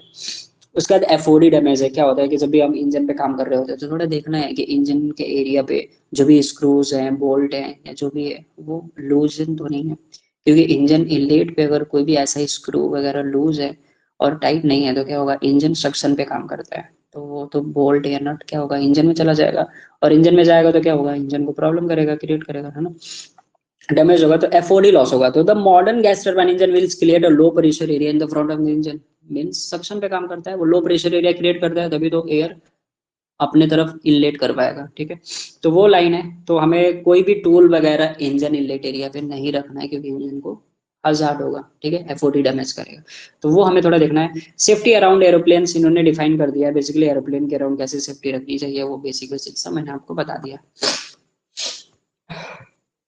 अब हेलीकॉप्टर में क्या है? हेलीकॉप्टर सब यहाँ से क्वेश्चन पूछे जाते हैं। अभी तक जितना भी था बहुत बेसिक बेसिक था। ठीक है, तो वहां पे उतना कोई क्वेश्चन वगैरह का टॉपिक्स नहीं था। अब यहाँ पे ना क्वेश्चन के टॉपिक्स है, तो वो मैं बता देता हूँ। जैसे हेलीकॉप्टर्स में ये वाले क्वेश्चन पूछे जाते हैं B1 में, B2 में, ऐसे। Never approach a helicopter carrying anything with a vertical height. अब देखो, कोई भी वर्टिकल वाला ऑब्जेक्ट लेके हेलीकॉप्टर को अप्रोच नहीं करोगे ना, अगर उसका रोटर मूव कर रहा है तो लगेगा, तो रोटर को डैमेज होगा, सिंपल है। तो ये तो मैं समझ में आया, ठीक है, नहीं करना है। Approach the helicopter in view of pilot या को पायलट, जो भी है। हमें कभी भी हेलीकॉप्टर को अप्रोच करना है तो को पायलट, सॉरी, पायलट को पता होना चाहिए कि हाँ आप हेलीकॉप्टर को अप्रोच कर रहे हो। ठीक है, सेफ्टी सेफ्टी एश्योरेंस के लिए है बस, बाकी ऐसा कोई रीजन नहीं है। Never approach a single master head helicopter from the rear, the tail rotor in invisible when operating. तो जो भी ये सिंगल मास्टर हेड हेलीकॉप्टर्स होते हैं, इनके टेल रोटर समझ में नहीं आता है मूव हो रहा है नहीं हो रहा है, या फिर है या नहीं है, तो आपको लग जाएगी। तो कभी भी इसे रियर साइड से अप्रोच नहीं करना होता है। Never go from one side of helicopter to the other side by going around the tail. कभी भी हेलीकॉप्टर को अगर पूरा गो अराउंड वाला एक चेक होता है। ठीक है, एयरबस में भी होता है, एयरक्राफ्ट इस पे भी होता है। ठीक है, मतलब एरोप्लेन पे भी है, इस पे भी है। तो जब भी आप इस तरह से गो अराउंड वाला चेक करना चाहते हो तो कभी भी टेल या रियर साइड से अप्रोच नहीं करो, फॉरवर्ड करो। जैसे कि अगर आपका ये हेलीकॉप्टर है अगर आपका यहाँ पे हेलीकॉप्टर पार्क है, ये आपका हेलीपैड है, तो आप ये टेल, मान लो ये वाला टेल एरिया है, ये नोज वाला एरिया है, ठीक है। तो आपने क्या किया, यहाँ से यहाँ तक गए, फिर रिटर्न आए और यहाँ तक गए, मतलब ऐसे पीछे की तरफ से राउंड नहीं होना। वो आपको ये सेफ्टी एश्योरेंस के लिए बताता है, ठीक है। अब ऐसा तो नहीं है कि हेलीकॉप्टर ऑफ है, कोई नहीं है कॉकपिट में और आप अप्रोच नहीं कर सकते हो, करो ना यार, कुछ भी करो। हेलीकॉप्टर को जहां मन करे वहां लेके जाओ, मेंटेनेंस करोगे तो अप्रोच करोगे। बट वो टाइम पे है जब हेलीकॉप्टर लाइव है, उस टाइम की सेफ्टी है कि आपको नहीं जाना है पीछे की तरफ, सिंपल है, ठीक है। तो ये बहुत लॉजिक सी बात है, तो अननेसेसरी क्वेश्चन ना बने आपके दिमाग में। When securing the helicopter, securing the rotor on the helicopter with elastomeric bearing, check the maintenance manual for the proper methods। ये वाला लाइन आपसे पूछा गया कि जो हेलीकॉप्टर रोटर की जो बियरिंग्स होती है उसको चेक कैसे करते हैं, उसका मेंटेनेंस, तो just go for the maintenance manual. उसके लिए जो भी पर्टिकुलर मेंटेनेंस मैनुअल होगा उसमें हम देखेंगे क्या इंस्पेक्शन करना है, क्या नहीं करना है, रिप्लेस करना है, चेंज करना है, ठीक है। अगर कोई भी रॉन्ग मेथड अपनाओगे तो बियरिंग क्या होगी, डैमेज हो जाएगी, क्योंकि उसमें इलास्टोमेरिक बियरिंग्स होती है, ठीक है। Elastomeric bearing is not metallic bearing, ठीक है ना, वो डिफरेंट है, कंपोजिट टाइप की बियरिंग्स है, ठीक है। तो इसलिए मेंटेनेंस मैनुअल को ही फॉलो करना है। तो ये वाला क्वेश्चन आपसे पूछा जाता है, इसको थोड़ा ध्यान में रखना। अब क्या होता है इलेक्ट्रिकल सेफ्टी में इन्होंने डिफाइन किया है, क्योंकि क्या होता है ना हमारे पास कि दो प्रॉब्लम होती है जब हम इलेक्ट्रिसिटी के साथ जब भी वर्क करते हैं, एक तो फियर और एक होता है ओवर कॉन्फिडेंस, ठीक है।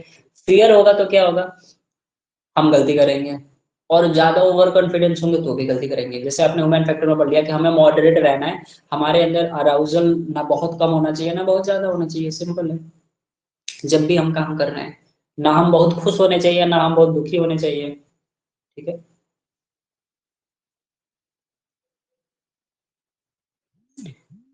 तो ये इन्होंने डिफाइन किया है, क्योंकि इससे क्या होता है हमें प्रॉब्लम होती है, अफेक्ट करता है वर्क एफिशिएंसी को। तो इन्होंने लिखा lack of respect is often due to the lack of knowledge. अब ये वाला लाइन बहुत अच्छा लिखता है, ठीक है।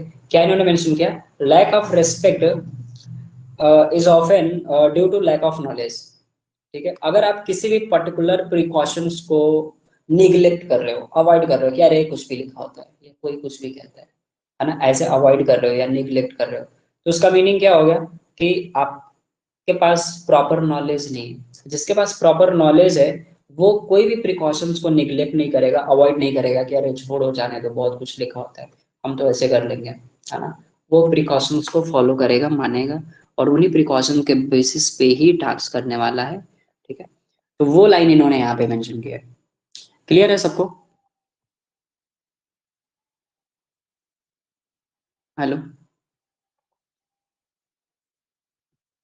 अफम। ठीक है।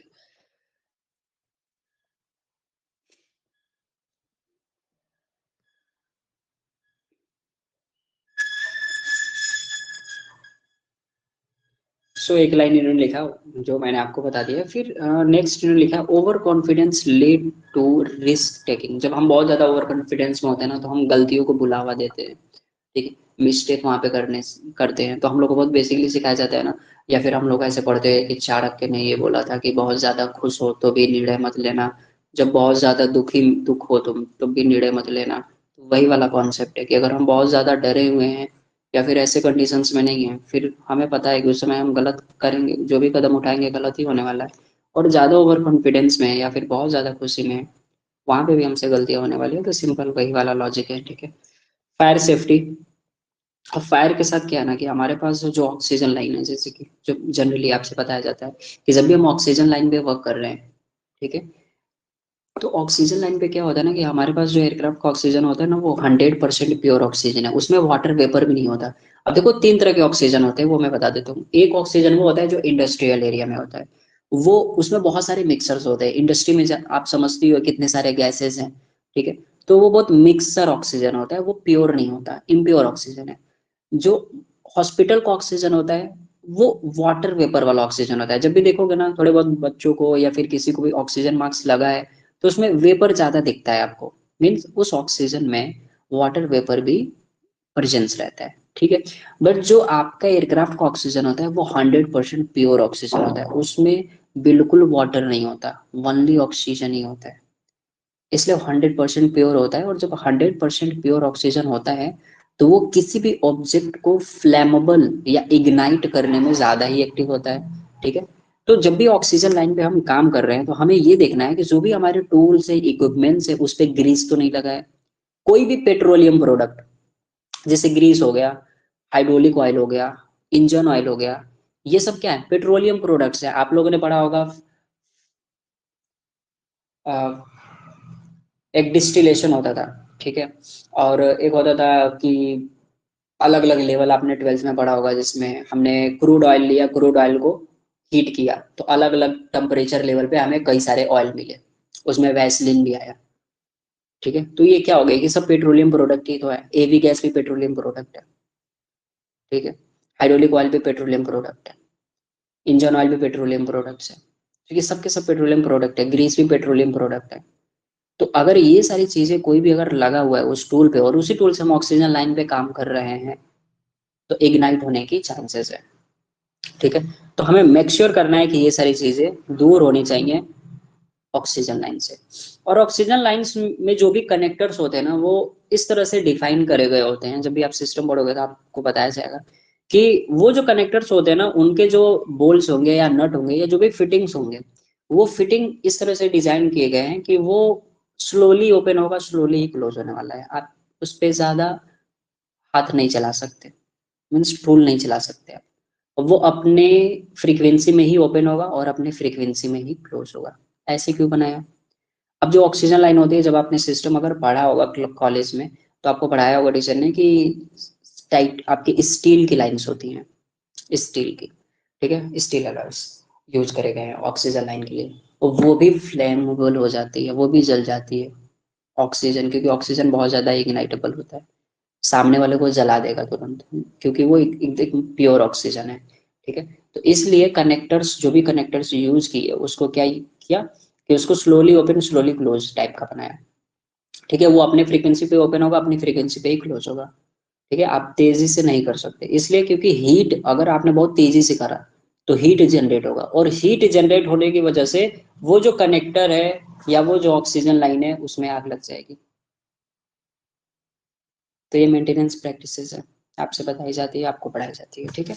तो आप पढ़ोगे an important factor in preventing electrical fire to keep the area around electrical work और electrical equipment clean uncluttered and free of all necessary flammable substance. हमें देखना है कि जो भी इलेक्ट्रिकल एरिया है या इलेक्ट्रिकल इक्विपमेंट्स है वहाँ वो एरिया एकदम क्लीन होनी चाहिए, कोई भी अननेसेसरी पॉइंट्स या मटेरियल्स नहीं होना चाहिए जिससे हमें लगे कि वहाँ पे स्पार्क जनरेट हो, ठीक है। Ensure that all power cord wire lines free of kinks and bends which can damage the wire. देखो वायर को बेंड करोगे या उसमें कोई भी किंग्स होगा तो वायर खराब हो जाएगा, तो वो लाइन इन्होंने लिख दिया। नेवर प्लेस वायर और cord where they will be walked. हम जब भी वायर लाइंस हमारी लगी गई हैं, बिछाई गई हैं एयरक्राफ्ट में, तो हम उस पर चलने के लिए नहीं बिछाई गई हैं कि हम वायर्स पे चल रहे हैं, बेकार हो जाएगा ना फिर। तो इसलिए उन्होंने डिफाइन किया है कि जहाँ पे वॉक करना है वहां पे वायर लाइन ना बिछाओ, ठीक है। This generate more than heat the insulation coating on the wire can designed to withstand and can lead to fire। इससे क्या होगा, जब हम चलेंगे तो वायर क्या होगा, पिंच होंगे, दबेंगे, और दबेंगे तो क्या होगा, हीट ज्यादा जनरेट होगी, और हीट ज्यादा जनरेट होगी सिंपल है, खराब हो जाएगा insulation. Safety around compressed gases. अब कंप्रेस्ड गैसेस में क्या सेफ्टीज है तो वो थोड़ा बेसिक बेसिक बता देता हूँ, यहाँ पे उतना ज्यादा इंपॉर्टेंट पॉइंट्स नहीं है। क्या होता है, हम लोग नाइट्रोजन के साथ थोड़ा सा वर्क होता है। कौन से वर्क होता है? बेसिकली जो हम लोग अभी लाइन स्टेशन पे कर रहे हैं, तो क्या किया, व्हील चार्ज कर लिया, ठीक है। एक्यूमुलेटर चार्ज नहीं है, एक्यूमुलेटर आप पढ़े होगे ना हाइड्रोलिक सिस्टम में, ठीक है। तो ब्रेक्स के एक्यूमुलेटर्स होते हैं, ठीक है, हाइड्रोलिक सिस्टम में। तो एक्यूमुलेटर्स चार्ज नहीं है, तो एक्यूमुलेटर्स का नाइट्रोजन प्रेशर कम है तो आपने उसको चार्ज कर दिया, क्योंकि एक्यूमुलेटर चार्ज होगा तो ब्रेक लगेगा नहीं ना, चार्ज नहीं होंगे तो, सिंपल है। तो एक्यूमुलेटर्स चार्ज करने हैं, ठीक है। आपके व्हील चार्ज करने हैं, ये हो गया। डोर जो होती है ना, डोर, आपने डैम्पिंग सिस्टम पढ़ा होगा। डैम्पिंग सिस्टम क्या होता है कि कोई भी वाइब्रेशन होता है उसको कम करता है, उसी तरह से जितने भी डोर्स होते हैं एरोप्लेन्स में, ठीक है, वो हर एक डोर में क्या होता है, डैम्पर्स लगे होते हैं, और उन डैम्पर्स के साथ साथ क्या होते हैं, आपके बॉटल होंगे, नाइट्रोजन बॉटल्स, ठीक है। तो वो जो डोर होते हैं ना उसके डैम्पनिंग किस पे होती है, नाइट्रोजन प्रेशर पे। तो वो जो बॉटल्स में प्रेशर है ना वो इक्वलाइज होना चाहिए, सारे डोर डैम्पर्स, जितने भी डोर डैम्पर्स हैं सब में प्रेशर, एक टेम्परेचर स्केल होता है लिखा होता है साइड में, डोर्स के साइड में, उसके बेसिस पे ही आपके उसमें प्रेशर होना चाहिए। तो उसमें भी नाइट्रोजन चार्ज करना होता है। तो ये बेसिकली हो गया। और कहाँ नाइट्रोजन का यूज है, जैसे जनरल लाइन स्टेशन पे कब नीड पड़ती है, तो व्हील के लिए बता दिया आपको, डोर डैम्पर्स के लिए बता दिया, एक्यूमुलेटर बता दिया। नेक्स्ट क्या हो सकता है, हाँ क्या होता है, जो गैली की सिंक होती है, सिंक आप समझते हो, वाटर ड्रेन जहां से होगा, तो जो सिंक लाइन होती है ना बहुत थिन होता है, बहुत ज्यादा थिन होता है। तो अब कोई भी ना क्या करता है, खाना पीना कोई कुछ भी खा रहे हैं, कोई पान पुकार कुछ भी खा रहे हैं, तो क्या करोगे, है ना, पान मसाले कुछ भी लोग खा रहे हैं, तो अभी पान जो मसाले लोग चला रहे हैं ना, तो उसमें ही जाके क्या कर रहे हैं, बाहर कर रहे हैं। तो क्या होगा, सिंक जाम हो जाती है, क्योंकि लाइन बहुत पतली होती है। उतना होता नहीं है कि अब वेस्ट फूड आप उसमें डाल दो सिंक में, ऐसा होता नहीं है। तो वो सिंक जाम हो जाती है। ठीक है, अब जाम सिंक को कैसे क्लियर करोगे, कर ही नहीं सकते, आपके पास कोई ऑप्शन नहीं है। तो हम लोग क्या करते हैं, जो सिंक लाइन है उसमें नाइट्रोजन प्रेशर डालते हैं, LP nitrogen, low pressure nitrogen, जिसका प्रेशर अराउंड 1000 या 1500 तक होता है। ठीक है, वो नाइट्रोजन प्रेशर यूज करते हैं, और वो भी जो ड्रेन लाइन होती है उस पर हम लोग मारते हैं। ठीक है, ताकि वो क्लीन हो पाए। तो बस इतना सा ही बेसिक सा यूज है। अब क्या होता है, सेफ्टी क्यों है, क्यों इन्होंने यहाँ पे दिया है, क्योंकि इनसे क्या हो सकता है, जो भी हॉस होता है नाइट्रोजन का हॉस, ठीक है, तो हॉस को क्वाइल करके रखना होता है। ठीक है, ऐसे नहीं कि टेढ़ा मेढ़ा कैसे भी करके आपने रख दिया, है ना। तो क्वाइल करके नहीं रखोगे तो हॉस बेंड होगा, तो हॉस क्या होगी, कट जाएगी। ठीक है, और कटेगी तो जब भी आप नाइट्रोजन यूज करोगे कभी, तो वहां से हाइड क्या होगा, नाइट्रोजन लीक होगा, किसी के भी हाथ पे लग गया तो कट जाएगा, एक ब्लेड की तरह काटेगा वो।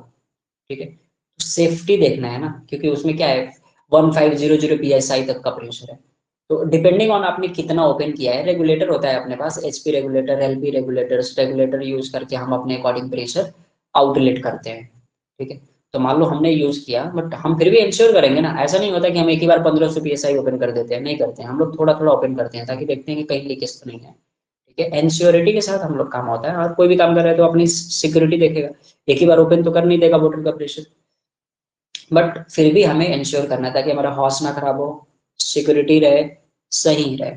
क्योंकि अगर लग गया, आंखों में भी लग गया, तो आपकी आंख तो चली जाएगी। ठीक है, तो हमें ये सब तो बिल्कुल एकदम सेफ्टी के साथ करना है, नाइट्रोजन के साथ कोई खिलवाड़ नहीं, है ना। और आई तो बहुत ही क्या है, आपका एक तरह से बोलते हैं सेंसिटिव है, आपका ऑर्गन है आई, और आपका जो हाथ हो गया, आपकी स्किन हो गई, बहुत सेंसिटिव ऑर्गन है ये, इन पे लगेगा तो कट हो जाएगा। ठीक है, तो इसलिए इसके बारे में इन्होंने यहाँ पे मेंशन कर दिया है। उसके बाद ऑक्सीजन लाइन सेफ्टी मैंने आपको बताया यहाँ पे। अब क्या होता है ना कि जो टायर्स होते हैं, है ना, तो टायर्स में पूछा जाता है कि जब भी टायर्स को इन्फ्लेट कर रहे हैं, ठीक है, तो कैसे कर रहे हैं इन्फ्लेट, तो यहाँ पे देखो एक क्वेश्चन आता है B1 एंड B2 में, कि when inflating tyre on any type of aircraft wheel always use tyre case guard. क्या होता है ना कि जब भी इन्फ्लेट कर रहे हैं मीन्स नाइट्रोजन फिल कर रहे हैं, और वो एयरक्राफ्ट में नहीं लगा है, टायर ऑफ द एयरक्राफ्ट है, जब भी टायर ऑफ द एयरक्राफ्ट है तो केज, टायर केस, ठीक है, केस गार्ड, उस केस गार्ड में यूज करेंगे ना, तो अगर ओवर प्रेशराइज्ड भी हुआ टायर, तो अगर बर्स्ट होगा तो किसी को लगेगा नहीं, केस में ही रह जाएगा अगर बर्स्ट होगा तो। बट ऑन द एयरक्राफ्ट है तो हमें लगाने की जरूरत नहीं है। तो लिखा है लास्ट वाली लाइन, जब आप देखोगे टायर, ये वाली लाइंस यहाँ पे, ठीक है, तो लास्ट वाली लाइन देखो, तो tyre case need not be used when adjusting tyre pressure in tyre installed on the aircraft. अगर एयरक्राफ्ट में इंस्टॉल्ड है और वहां पे टायर प्रेशर हम एडजस्ट कर रहे हैं, तो वहां पे केस कहाँ से लगा पाओगे, सिंपल है, एयरक्राफ्ट को जैक करके केस थोड़ी लगाओगे, इतना थोड़ा काम करना है, जितनी कंपनी पैसे देगी उतना ही तो काम करोगे।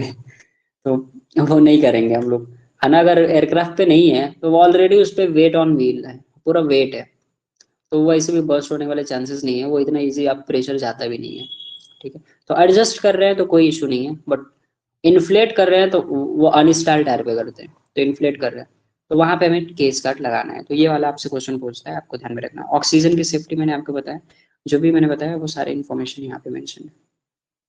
ठीक है, जैसे कि आप देखोगे कि readily combine with the other substance in a violent and explosive manners, it extremely important to keep some distance between pure oxygen and petroleum products when allowed to combine in explosion can results। मैंने बताया ना, जितने petroleum products होते हैं उनसे दूर रखना है, क्योंकि ये तुरंत एक्सप्लोड हो जाता है ना, क्योंकि ये जो ऑक्सीजन है वो 100% प्योर ऑक्सीजन है।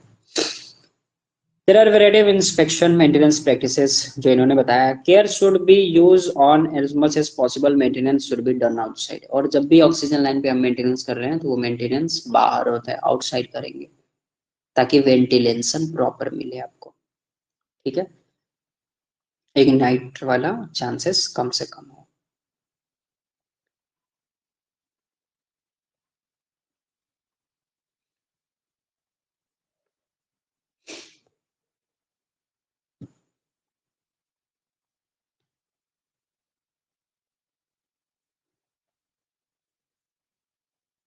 तो ये था पूरा आपका एक डेमो लेक्चर्स जो मैंने आपको बेसिक प्रिकॉशंस बताया। उसके बाद इसमें आता है फायर एक्सटिंग्विशर्स, ठीक है ना, क्लासेस ऑफ फायर्स, कितने टाइप्स के फायर्स हैं। तो जो हमारे पास यासा में डिफाइंड है फायर, तो नेपा, जो भी नेपा है या एनएपीए है या एनएफए है, जो भी है, उसके अकॉर्डिंग हमें क्लासेस ऑफ फायर देखना है। कुछ कुछ इन्फॉर्मेशन है जो कि यहाँ पे हम लोग देखते हैं। जैसे कि आप देखो, यहाँ पे मेंशन किया है कि a good practice is to use tool dedicated for work in oxygen system, there should be absolutely no smoking और open flame with in 50 feet of the work area. एक अच्छा प्रैक्टिस ये है कि जहाँ पे भी ऑक्सीजन लाइन पे वर्क हो रहा है वहां से 50 फीट तक कोई भी स्मोकिंग नहीं होना चाहिए, कोई भी इग्निशन नहीं होना चाहिए, सिंपल, ठीक है। ये एक सेफ्टी प्रिकॉशंस है। कोई भी अधेसिव नहीं यूज करना है, क्योंकि अधेसिव क्या होता है, टाइप पेट्रोलियम के हो सकते हैं प्रोडक्ट्स, तो अधेसिव नहीं यूज करना है ऑक्सीजन लाइन पे। Do not use any kind of adhesive, जो रिकमेंड होगा वो उसी अधेसिव को यूज करेंगे। Oxygen cylinder should be stored in designated cool and ventilated area in hanger away from petroleum product और हीट सोर्सेस। ऑक्सीजन सिलेंडर्स हमेशा इन चीजों से दूर होने चाहिए, वहां पे भी इग्निशन के चांसेस हैं, ठीक है, तो बर्स्ट हो जाएगा। तो ये सब सेफ्टी प्रिकॉशंस है।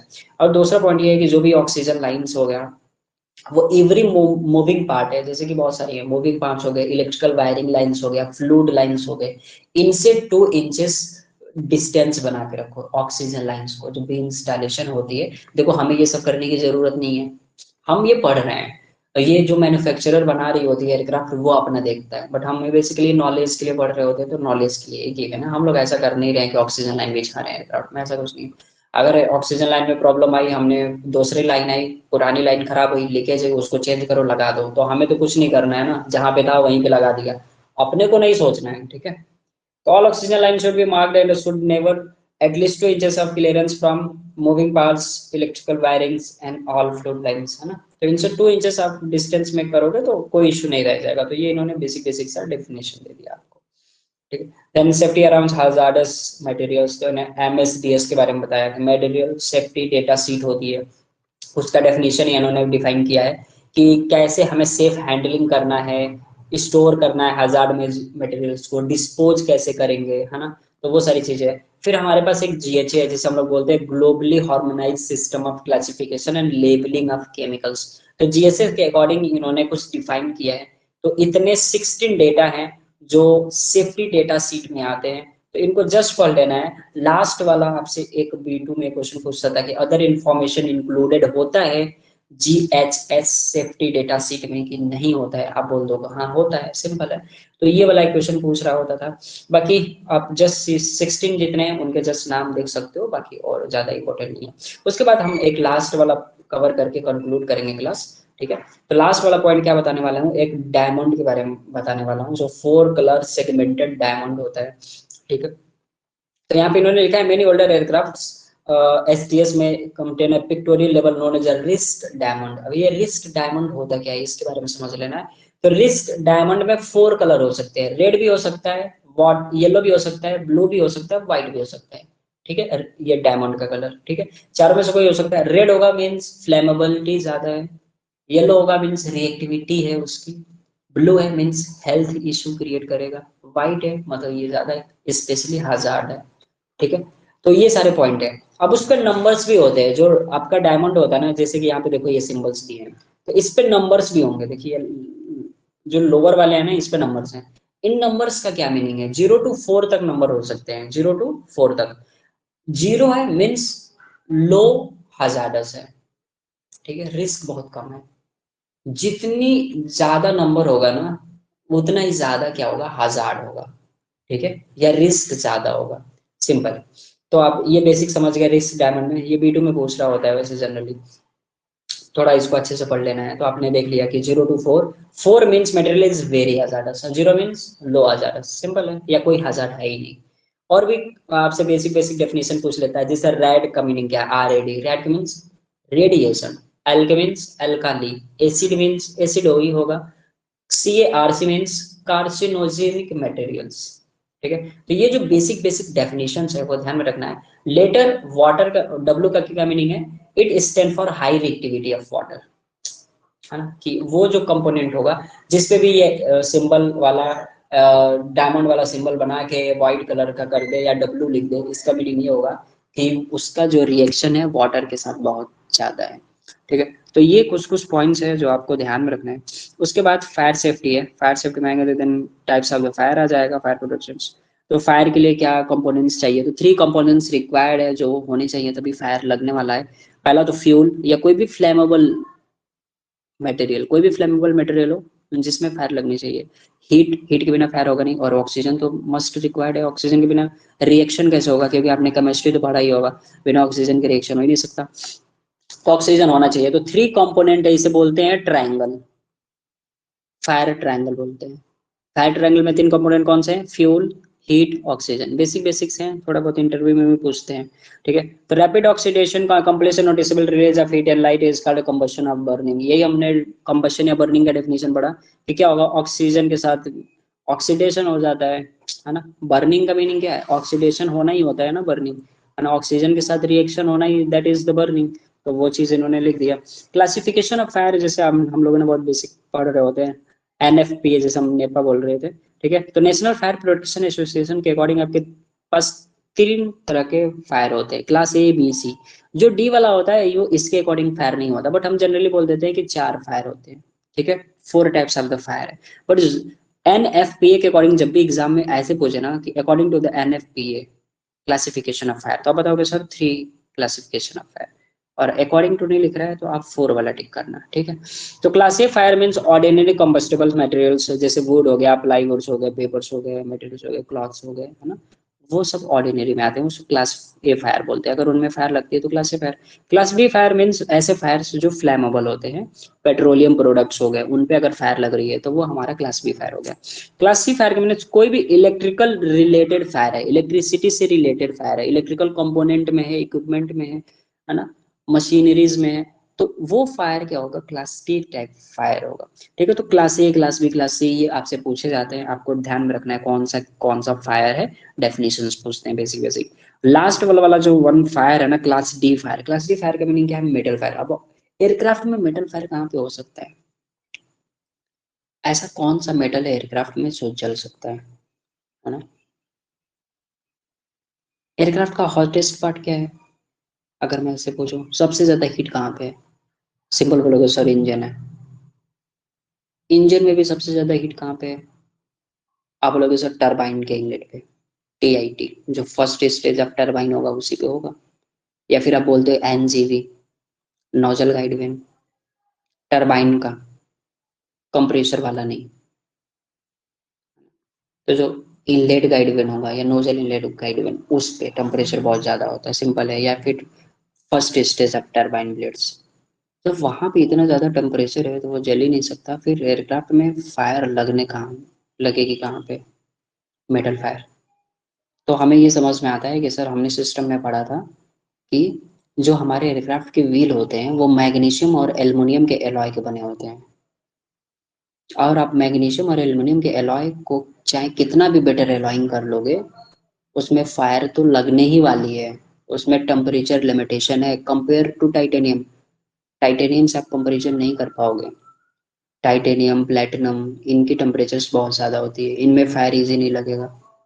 बट किसी के भी कोई कंपोनेंट है जो इजी बर्न हो सकता है, और उसकी आप चाहे कितना भी अलाइंग कर लोगे, उसका एक टेम्परेचर लिमिटेशन रहेगा। ठीक है, और जो एक्चुअल में है कि वो हीट कंज्यूम कर सकता है, उसको प्रॉब्लम नहीं है, तो वो एक्चुअल में वो बहुत ज़्यादा रहेगा, हमेशा ही ज़्यादा रहेगा, उससे बेटर नहीं बना पाओगे आप। ठीक है, एलॉइंग करके, तो बहुत रेयर होता है। तो हमें सिंपल समझ में है कि एयरक्राफ्ट में एक ही जगह हो सकता है, व्हील पे, सिंपल है, व्हील एंड ब्रेक्स, इन्हीं में हमारा क्या है, एल्युमिनियम और मैग्नीशियम के एलॉय कंपोनेंट्स हम यूज कर रहे हैं, उनमें फायर लग सकता है। तो कितना चांसेस है? तो क्या एयरक्राफ्ट ऐसे टेक ऑफ कर रहा है, व्हील में फायर लग गया तो क्या आप जाके ऐसे दौड़ के बुझाओगे? नहीं, सिंपल सा लॉजिक है, हमें कुछ नहीं करना है। तो क्या वहां पे फायर एक्सटिंग्विशिंग सिस्टम होता है व्हील में? नहीं, कुछ नहीं होता है। तो क्या जलने दोगे? नहीं, जलने तो नहीं देंगे। क्या करेंगे हम? सिंपल सा है, एयरक्राफ्ट टेक ऑफ कर रहा है रनवे पे और एटीसी इन्फॉर्म कर रहा है कि आपके एयरक्राफ्ट के व्हील में फायर लग गई है, मतलब आग लग गई है। तो कैप्टन क्या करेगा? Abort the take off and land कर लेगा, मीन्स टेक ऑफ अबॉर्ड करेगा, ग्राउंड पे आकर कहेगा please provide the fire fightings या फायर फाइटर्स। वो आएंगे, अपना गाड़ी वाड़ी जो भी उनका रहता है लेके आएंगे और वो बुझा देंगे, सिंपल है। इसलिए एयरपोर्ट पे फायर फाइटर्स होते हैं। तो उनके पास जो होगा वो कौन सा फायर होगा? क्लास डी फायर, सिंपल है। मतलब आपको सिंपली समझ में आ गया कि जो भी ऑर्गेनाइजेशन होगा उसके पास क्लास डी फायर होगा ही नहीं। हमें कुछ नहीं करना है। जो भी करने वाले हैं एयरपोर्ट अथॉरिटी होती है, वो उसकी फैसिलिटी है। अगर एयरक्राफ्ट में फायर लग रही है व्हील्स पे, ब्रेक्स पे, तो हम लोग नहीं करने वाले कि हम टेक्नीशियन दौड़ रहे हैं या इंजीनियर दौड़ रहा है फायर एक्सटिंग्विशर्स लेके कैसे बुझाएगा। हमें कुछ नहीं करना है। जो एयरपोर्ट अथॉरिटी की फैसिलिटी है वो आएगी, वही करेगी काम। अगर एयरक्राफ्ट पे फायर लग रहा है तो कोई भी फायर है वो करेगी। बट इन द एयर कोई प्रॉब्लम आ रही है तो अपने पास है ना फायर एक्सटिंग्विशिंग सिस्टम्स, इंजन में लगे या कार्गो में लगे या लैब में या आपके लेबोरेटरी में आ गया या फिर आपका गैली कंपार्टमेंट में आया, तो सब फायर एक्सटिंग्विशिंग सिस्टम्स हैं। और कैबिन में आया या कॉकपिट में आया तो वहाँ पे हैंड हेल्ड फायर एक्सटिंग्विशर्स हैं, सिंपल है। तो हमें इसलिए समझ में आया कि the metal fire is not very important for the aviation, इसलिए क्लास डी को एविएशन के लिए यूजफुल नहीं माना जाता है, क्योंकि वो लगना ही नहीं है, सिंपल है। अब आप सोचोगे सर क्यों फायर लग सकता है, नहीं लग सकता है व्हील में? तो ये बहुत ज्यादा इस सिचुएशन अराइजेस हो रहे थे, तो इन लोगों ने सोचा कि एयरक्राफ्ट का व्हील का टेम्परेचर बहुत ज्यादा जाता है, 300 350 भी जाता है डिग्री सेल्सियस। तो मे भी जल सकता है, आग लग सकती है ना, चांसेस है। तो इसलिए इन्होंने क्या किया, और केवल फायर लगने के चांसेस नहीं है, फायर तो लगने की वो एक अलग चीज है, हमारा व्हील बर्स्ट हो जाएगा। क्योंकि उसमें क्या है, नाइट्रोजन है, तो नाइट्रोजन एक्सपेंड भी तो करेगी, हीट होगा, जितने ज्यादा व्हील हीट होगा उतना ज्यादा एक्सपेंशन होगा। और एक्सपेंशन होगा तो व्हील पे तो फोर्स आएगा ना। अगर मैं कह रहा हूँ फर्स्ट साइकिल पे नहीं खराब हुआ, 2 साइकिल पे नहीं खराब हुआ, 3 साइकिल पे नहीं खराब हुआ, एक दिन तो ऐसा सिचुएशन आएगा कि व्हील पूरी बस्ट हो जाएगी। उसके भी तो अपनी एज है। तो इस चीज से बचने के लिए इन्होंने क्या किया कि फैन लगा दिया ब्रेक में। तो व्हील के साथ फैन भी होता है, सिंपल है, छोटे छोटे फैंस होते हैं। तो फायर होने के चांसेस ही नहीं है। जैसे एयरक्राफ्ट लैंड करता है और taxi back to the apron, जैसे टैक्सी करके एप्रॉन पे आता है, अपना पार्किंग बे पे आता है, वो कैप्टन अपना व्हील फैन ऑन कर लेता है, ब्रेक फैन, हीट कम हो जाती है, सिंपल है।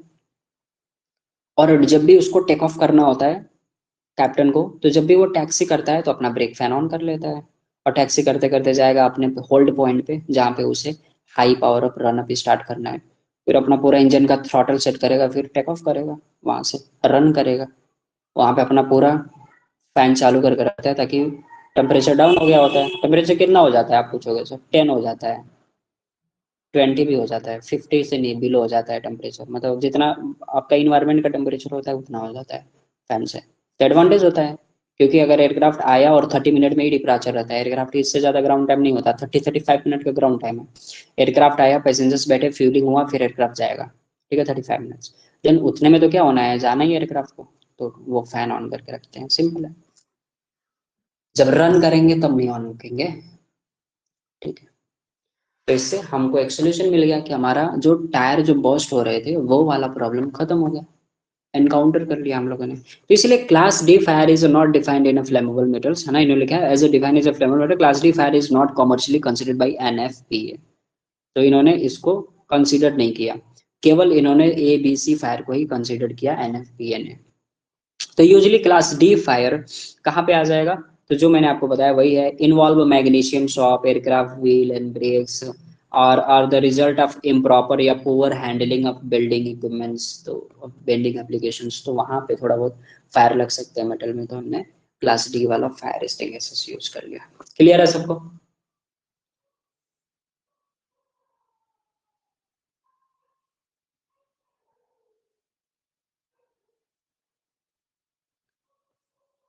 हेलो?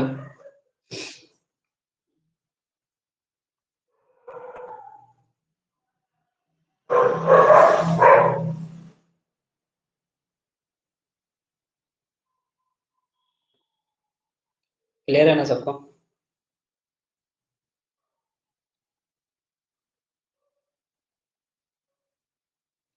मैं देखो अभी क्लास में हम लोग ओवर करेंगे, तो अभी मैं फीस वगैरह आपको डिटेल्स बता देता हूँ, B1 के लिए, B2 के लिए, ठीक है।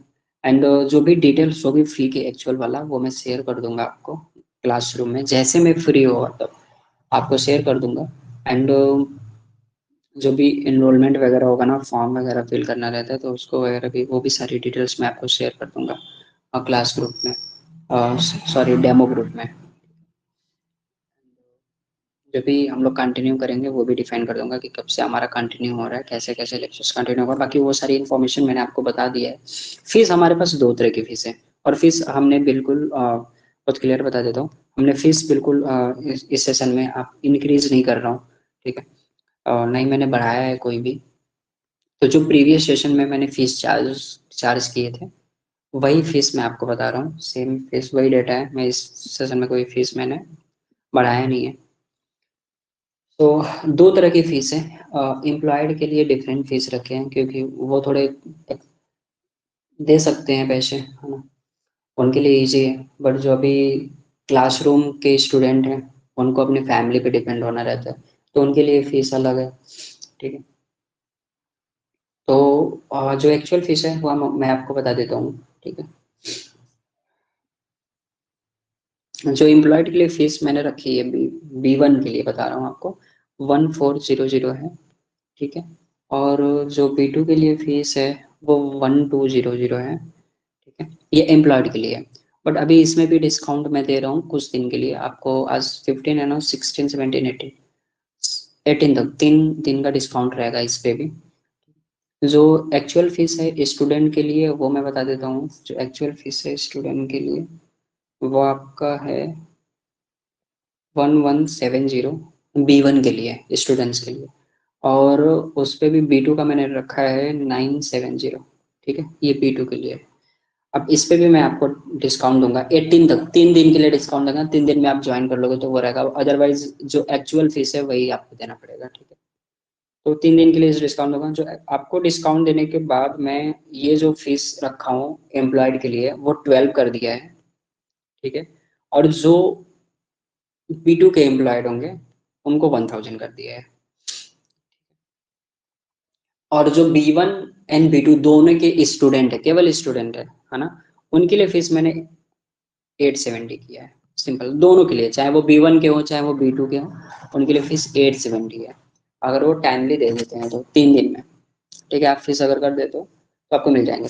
बाकी जो क्लासरूम आईडी होंगी, प्रीवियस क्लास की रिकॉर्डिंग होगी, कैसे कंडक्ट करने वाला, वो मैं सारी इन्फॉर्मेशन आपको क्लास ग्रुप में बताऊंगा, जब आप जैसे जैसे ज्वाइन करते जाओगे, इनरोल करते जाओगे, आप मेरे को इन्फॉर्म करते जाओगे, तो वो सारा इन्फॉर्मेशन मैं क्लास ग्रुप में आपको बताऊंगा। और पूरा मेरे अकॉर्डिंग चलेगा, ऐसा नहीं होगा कि आप कुछ भी वीडियो देख रहे हो, नहीं, जो मैं वीडियो प्रॉपर भेजूंगा, क्योंकि मैं अपने अकॉर्डिंग ही क्लास कंडक्ट करूंगा, तो मैं पहले प्रॉपर वीडियो भेजूंगा, आपको उसको देखना रहेगा, फिर मेरी डिस्कशन क्लास होगी, फिर नेक्स्ट वीडियो भेजूंगा, फिर उसके डिस्कशन क्लास होगी, इस तरह से हर एक सब मॉड्यूल को कवर करना है, साथ में चलना है, बिटवीन बिटवीन हमें क्या करना है, प्रीवियस ईयर भी कंप्लीट करना है, बस। और आफ्टर द एंड एग्जाम रहेगा, सिंपल है। तो ये अपना हम लोग का प्रोसेस रहेगा एग्जाम का। बाकी क्लासेस की टाइमिंग वगैरह सब मैं बताऊंगा कि कब करना है कब नहीं करना है, ठीक है। वो क्लास ग्रुप में वो सारी इन्फॉर्मेशन भेजूंगा। बाकी अभी जो डिटेल्स बताया मे भी आप भूल जाओगे, तो वो सारी डिटेल्स मैं आपको ग्रुप में भी भेज दूंगा, ठीक है, जैसे मैं फ्री होगा आप लोगों को भेज दूंगा। इस बार मैंने फीस मतलब कम किए हैं थोड़े से, जो प्रीवियस सेशन के फीस थे उससे मैंने मतलब 150 170 इस बार फीस कम कर दिया है, खास करके स्टूडेंट का जो फीस है वो मैंने कम कर दिया है, क्योंकि पिछली बार मैंने 1000 से ज़्यादा ही चार्ज किया था, बट इस बार मैंने फीस कम कर दिया है, तो इसलिए 870 के अराउंड कर दिया है B1 के लिए। B1 एंड B2 दोनों के लिए 870 कर दिया, मैं कोई ज़्यादा चार्ज नहीं कर रहा हूँ, स्टूडेंट्स खास करके स्टूडेंट के लिए मैं फीस थोड़ा कम कर रहा हूँ, हर एक मॉडल के लिए ज़्यादा इशू हो जाता है, क्योंकि मुझे ओवरऑल क्या करना होता है, बहुत सारे स्टूडेंट्स है मेरे से रिक्वेस्ट करते हैं, तो ओवरऑल मुझे सबके लिए कम ही करना पड़ता है, मोस्टली कुछ स्टूडेंट्स होते हैं जो कुछ नहीं कहते हैं फीस पे, वो पे कर देते हैं, उनको उतना इशू नहीं रहता, बाकी बहुत सारे स्टूडेंट्स हैं जो लोन लेके वो स्टडी कर रहे होते हैं, तो क्या कर सकते हैं, हर कोई एटीआई से नहीं पढ़ रहा होता है। बट देखो अगर कोई भी एएमई कर रहा है और एएमई करना चाहता है तो उसे जरूर रिकमेंड करो एटीआई, लखनऊ एयरपोर्ट का इंस्टीट्यूट, एरोनॉटिकल ट्रेनिंग इंस्टीट्यूट। ठीक है, यहाँ पे आपके 30,000 में आपके एएमई कोर्स हो जाते हैं, क्योंकि ये गवर्नमेंट इंस्टीट्यूट है और मैं भी इसी इंस्टीट्यूट से पढ़ा हूँ।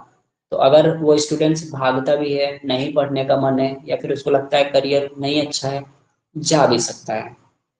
ठीक है, बट जहाँ पे आप 5 लाख 10 लाख या 8 लाख दे चुके हो, वहां से आप नहीं भाग सकते हो, आपके पास कोई ऑप्शन नहीं रहता।